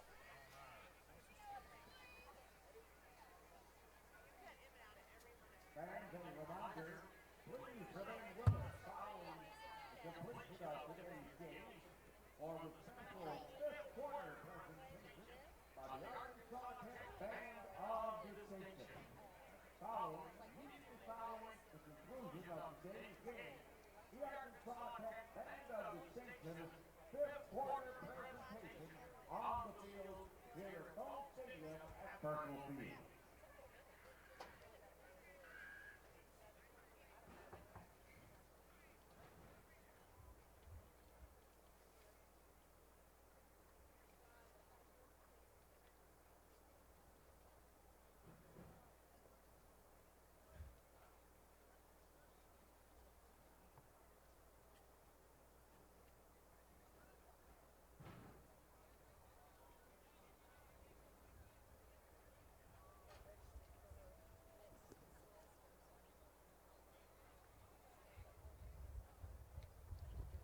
They continue to tend to the injured Arkansas Tech University player over on the far sideline. Cannot get you a positive identification right now. It appears as if they are working on the right leg of the injured Wonder Boy. Once we can get you a positive identification, clearly we will share that as soon as we can. They're about to get him back up to his feet.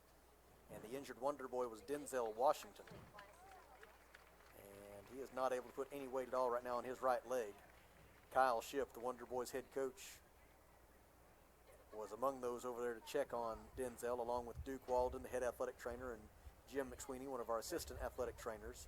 Now Denzel's able to put a little weight on that right leg. That's a good sign, and hopefully he will be okay. But they were definitely careful in their evaluation of that right, looked like maybe the right ankle area. Playing it safe, right? Absolutely. We did receive one more final, Sam.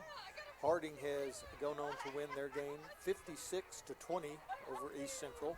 So Harding now improves to 8-1 on the season. Henderson State, a bit of a struggle right now. It's still in the third quarter, but it's Henderson State 13, UA Monticello 10. Well, you know what they say, Kelly. What do they say, Sam? Well, wisdom holds it that there's nothing more evil than a darn boll weevil. Yep. 4:25 left here in Russellville. And, oh, my goodness, everybody moved. Took off a little early. Yep, the pulling left guard pulled about two counts before but the snap. it looked good. Before the ball It was good form. He was ready. Number 55 of And the so that'll offense. cost the Savage Storm 5 yards. Unfortunately, he couldn't find anybody to block. Yep, they were all still waiting for the snap. So it'll be 1st and 15 for the Savage Storm from their own 45. It is the 11th penalty, 12th penalty against Southeastern today for 59 yards. Roland Kinsall is in at quarterback for the Savage Storm now with just over 4 minutes to go. Arkansas Tech leading 38-14. Short pass complete to Cottrell Blakely. Blakely makes his way into Arkansas Tech territory and is stopped by Tyrus Fort at the 43-yard line of Arkansas Tech. It is a gain of 12.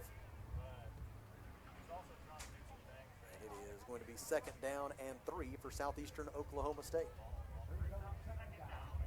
Our campus ambassador has joined us here in the broadcast booth. Good to have you, Jerry.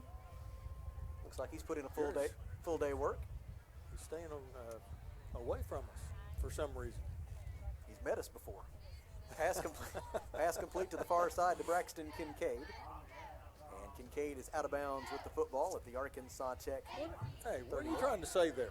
Well, I included myself in it at least. You know, I got that going for me. 3:23 left. Clock still rolling. And we've lost Seth. He's sound asleep. Nap time has arrived in the broadcast booth, to be sure, for 2-year-olds. Roland Kinsall sets himself to throw deep into the end zone. It is incomplete, but there's also a penalty flag, which is most likely a harbinger of pass interference against Arkansas Tech, which will be a 15-yard penalty. Well, they were both running in stride, unless he was going to call him for a little bit of holding. Pass interference. But pass Number 24 interference. of the offense. Interesting. So that will move the football down to the Arkansas Tech 23-yard line with 3 minutes and 6 seconds to go. And Arkansas Tech leading 38-14. Isn't it always curious when the official furthest away calls the penalty and not the one right by? Yeah, but You can't see the trees for the forest, maybe. here's what I'm going to do, though. I'm going to save any complaining kind of allotment that I have in case we need it next week. Okay. I think we've picked a winner here this afternoon, so I'll save it up for next week at Ada. Just I in case didn't know. we need it. I didn't know you had just so many. Pass from Kinsall is complete to Felton Hatcher, and another touchdown here in the fourth quarter for Southeastern Oklahoma State. As Felton Hatcher on the receiving end of the Roland Kinsall touchdown pass. And it is 38-20 Wonder Boys with 3 minutes and 1 second to go. As Felton Hatcher gets his second touchdown reception of the day, now 7 catches for 91 yards today for him. And Roland Kinsall with his first touchdown pass of the day, and the Savage Storm will go for 2 here, thinking they might be able to do that 2 more times, get a touchdown and 2-point conversion and tie it up. But they've only got 3 minutes left, and they'll need to recover a couple of onside kicks to make all of that happen.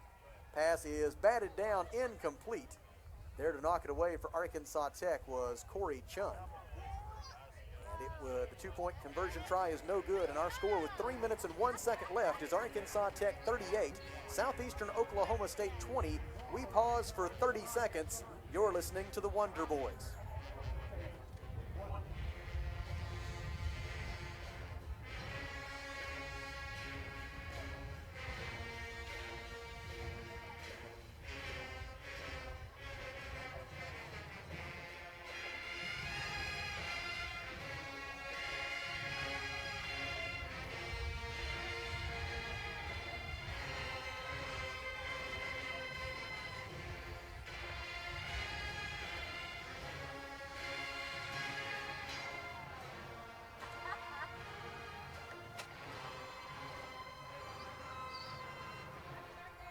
The scoring drive for Southeastern Oklahoma State University was 6 plays, 78 yards, 2 minutes and 13 seconds.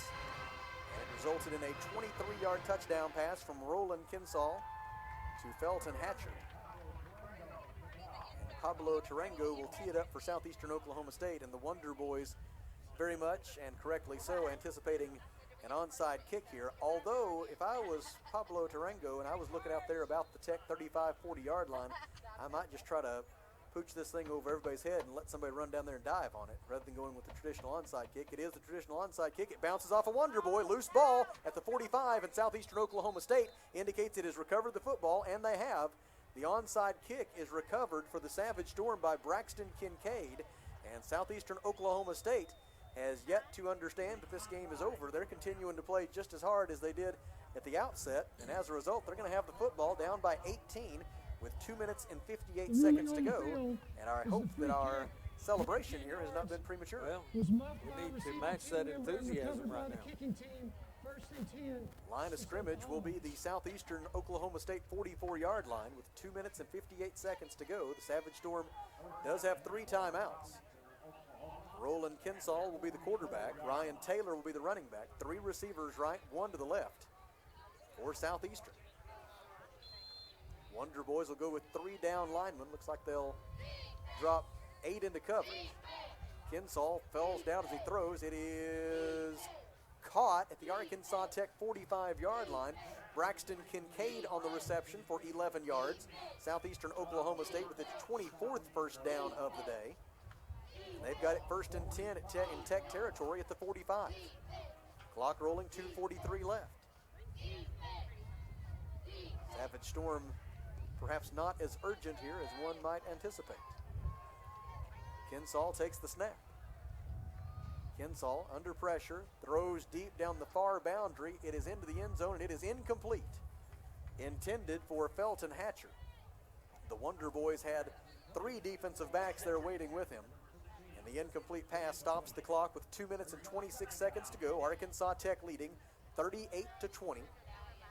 Southeastern Oklahoma State has scored the last 13 points to put, about a half an ounce of doubt back into this one.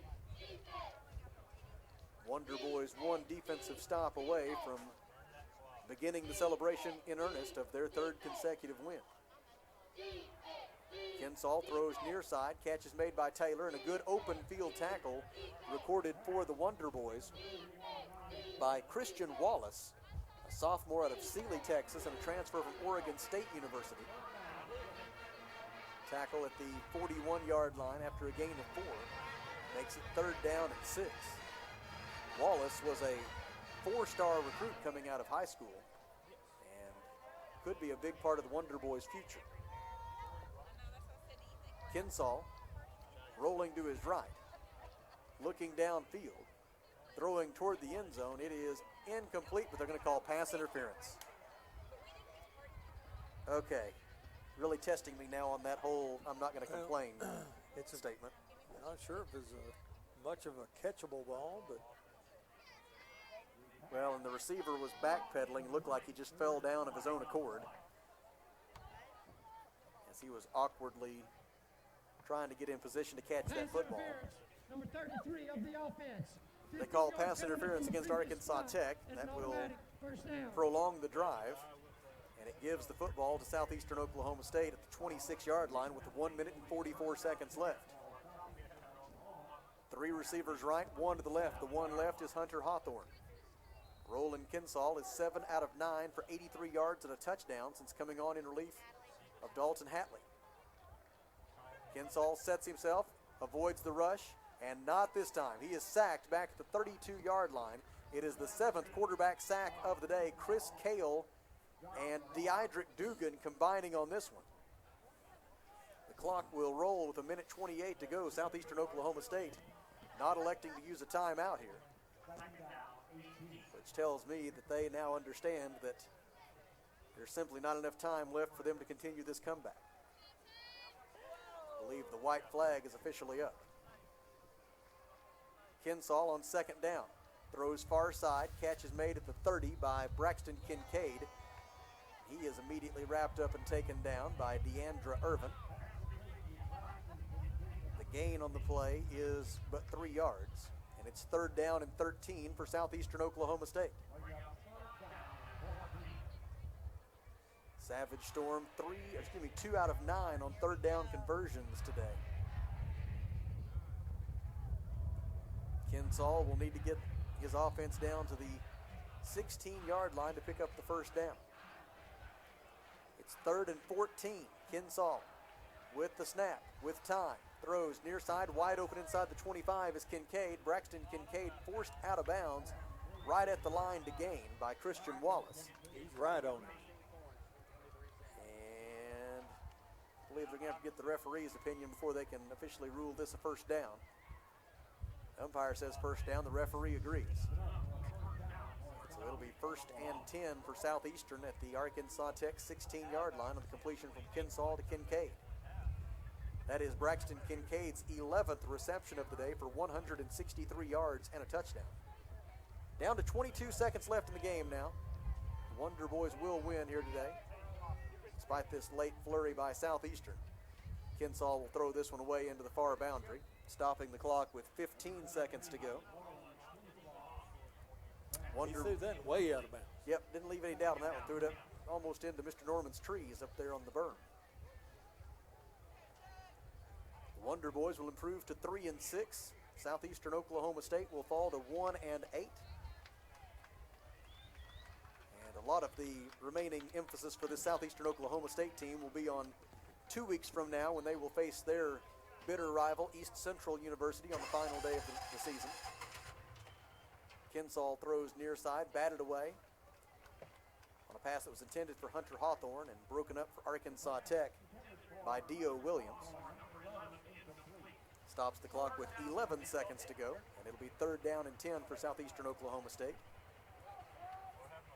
That Southeastern Oklahoma State East Central rivalry, probably the 2nd best one in the conference, behind only the Henderson State-Ouachita rivalry, from what I've gathered over this first almost decade of the Great American Conference. Yeah, they really enjoy not liking each other. Kinsall on 3rd down and 10. 3 receivers to his right, 1 to his left. Has a lot of time. Ball is batted down by Carlos Gordon. That'll bring up 4th down for Southeastern Oklahoma State with 8 seconds left in the ball game. Reminder, we'll be with you again next Saturday afternoon from Ada, Oklahoma. It'll be a 3 p.m. kickoff. That means a 2:30 pregame show, as the Wonder Boys will go for their 4th consecutive win. They take on the East Central University Tigers. Where do you want to eat next Saturday? Oh, I don't know. That's a tough call. Good news is we got almost a week to figure it out. Blakely in motion. Kinsall takes the snap under pressure, throws across the middle. It is through the hands of the first possible receiver, and then just beyond the reach of the second, it falls incomplete. And with 2 seconds remaining, Arkansas Tech will get possession of the football. They will kneel on it 1 time, and then they will celebrate a 3rd consecutive win. And Kelly, you just continue to marvel at the resiliency and the grit and the determination of this Wonder Boys team to come back from that 0-6 start. I tell you, when they got on the bus at Southern Nazarene after that loss, 0-6, it would have been real easy to let go of the rope. But it's clear this Wonder Boys team chose otherwise. No, Coach Shipp is doing a good job of keeping them enthused. Just getting that very first win, you could just see. I mean, how long? I think the band stayed here an hour after that game. Players were down there celebrating. It was just a great time. And this just makes it even better. It looks like we have a really good chance to maybe win another game next week, and then we'll see what we do against Harvard. Final score this afternoon from Thone Stadium at Burkle Field is Arkansas Tech University 38 and Southeastern Oklahoma State University 20. We will pause for 1 minute plus a station ID and then come back to wrap this one up. Wonder Boys win. This is Arkansas Tech football.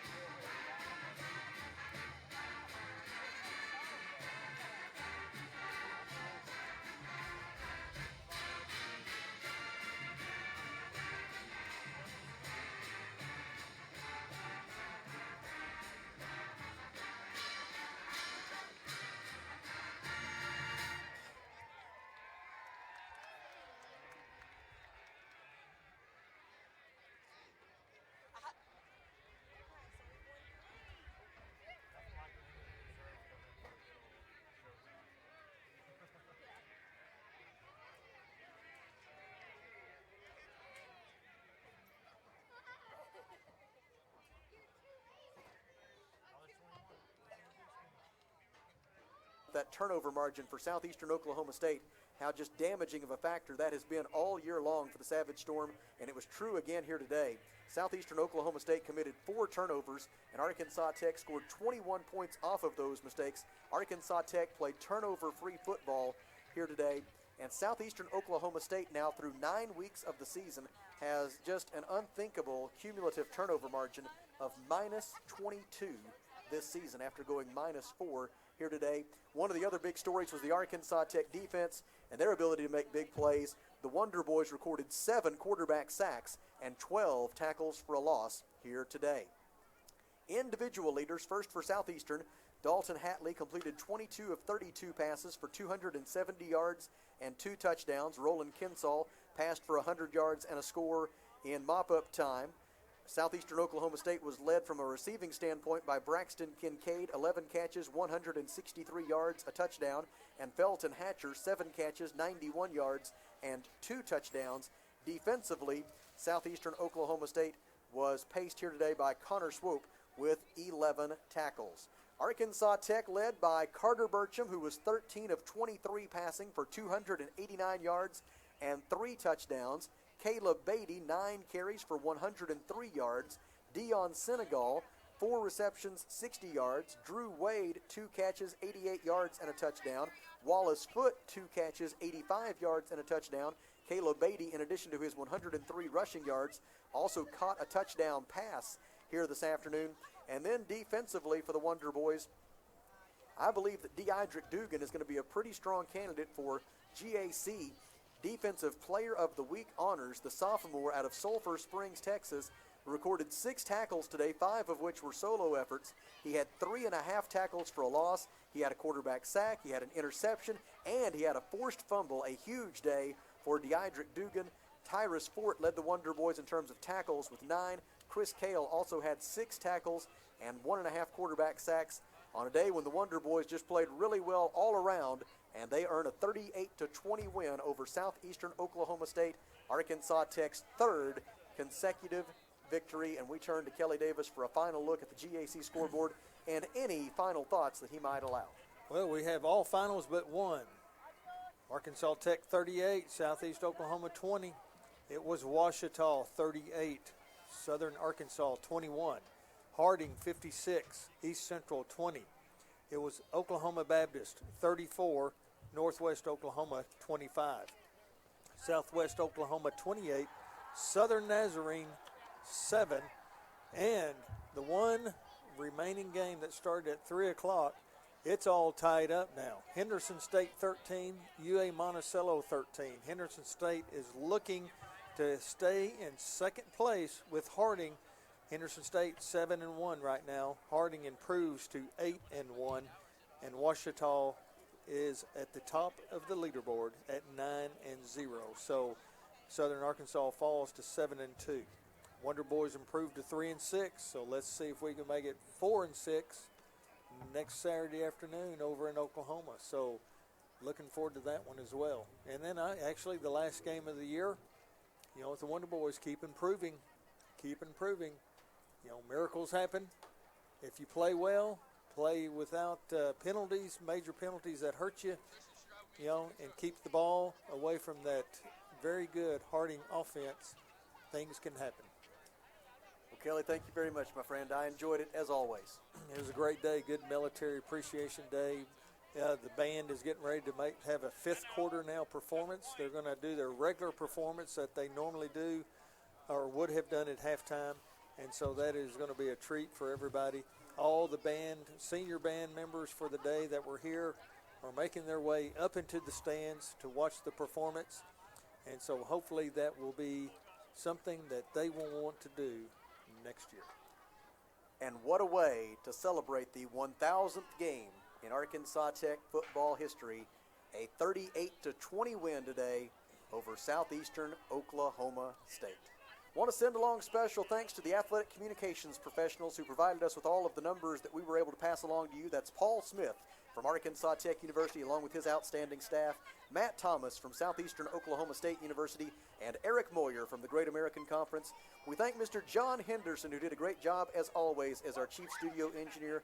Thank you to the many sponsors who make it possible, and thanks to you for listening. The Wonder Boys win today, 38-20. Our next broadcast of Arkansas Tech Athletics on River Valley Radio will come your way next Saturday afternoon, when the Wonder Boys will travel to Ada, Oklahoma for a 3 p.m. kickoff against the East Central University Tigers. Pre-game coverage begins 2:30 Saturday afternoon right here on River Country KCJC and ArkansasTechSports.com. Until then, from my broadcast partner Kelly Davis, I'm Sam Streisner, reminding you that Jerry says, fight on. So long, everybody.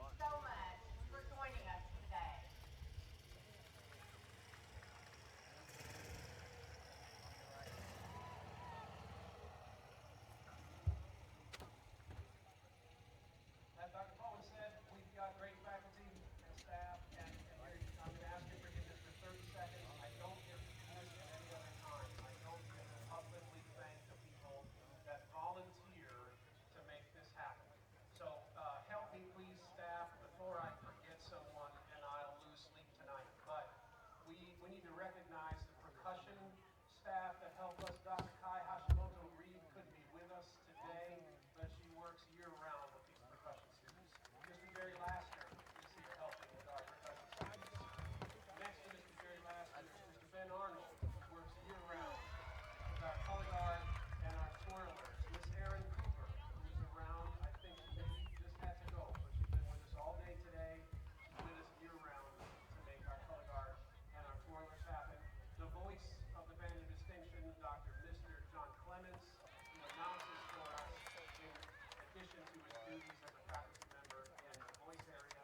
And of course, my colleague, the Associate Director of Bands, who is more day-to-day responsible for the great product that you see out here in the field, Dr. Jim Daughters, here on my right. These are Dr. Daughters' arrangements. These notes that you're going to hear played are the product of his creativity, and on a day-to-day basis, he wakes up in the morning and goes to bed at night concerned about what happens with this marching band, and he's been an amazing addition to our team last year, so the growth that we're seeing in the program is only going to get stronger. So now, if I left anybody out, I hope not. I think I got percussion, got color guard. Okay. Yeah, I didn't mention Michael like I did earlier. Jim arranges with Michael Cotton, who I think is in the audience as well up here, band director at Hector, who also helps create electronics and do a lot of the work that we have here as well. Thank you, Ben, for that.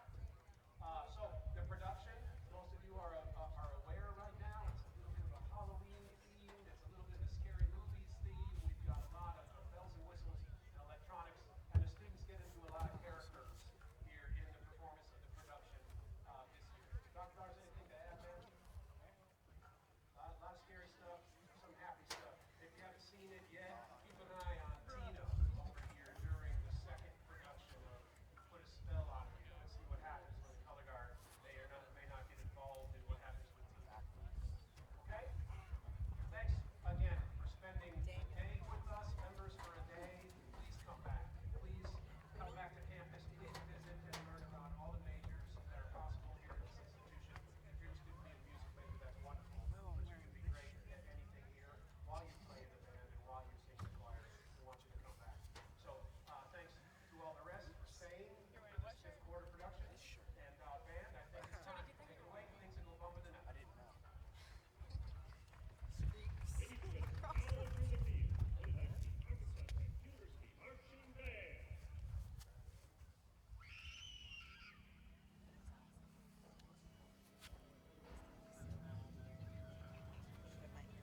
Perhaps you've heard noise of them arguing in the houses.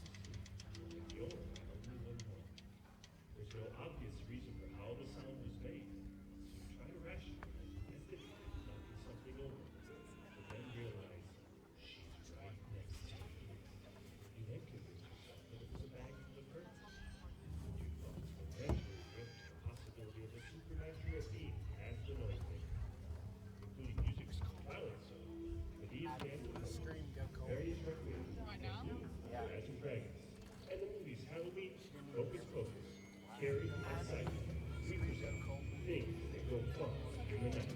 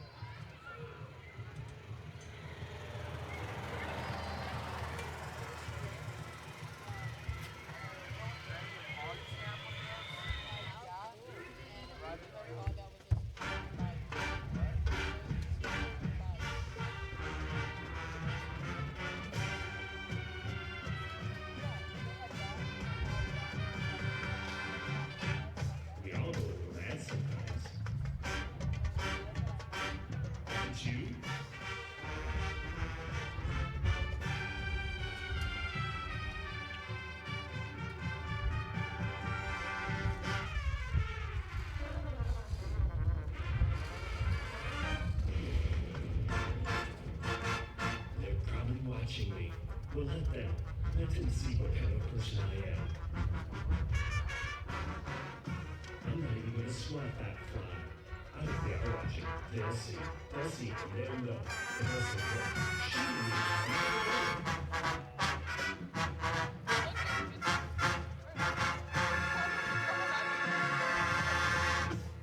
We all have demons. We chose to conquer ours.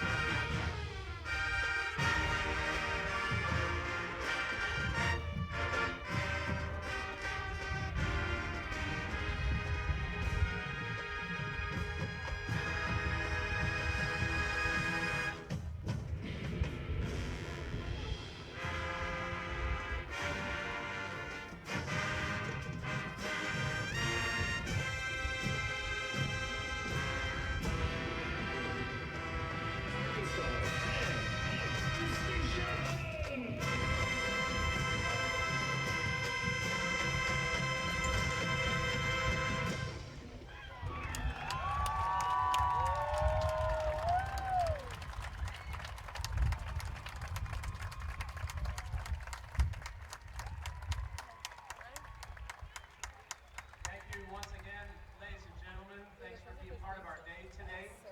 I have two quick other announcements. If you would like to keep up with what's happening with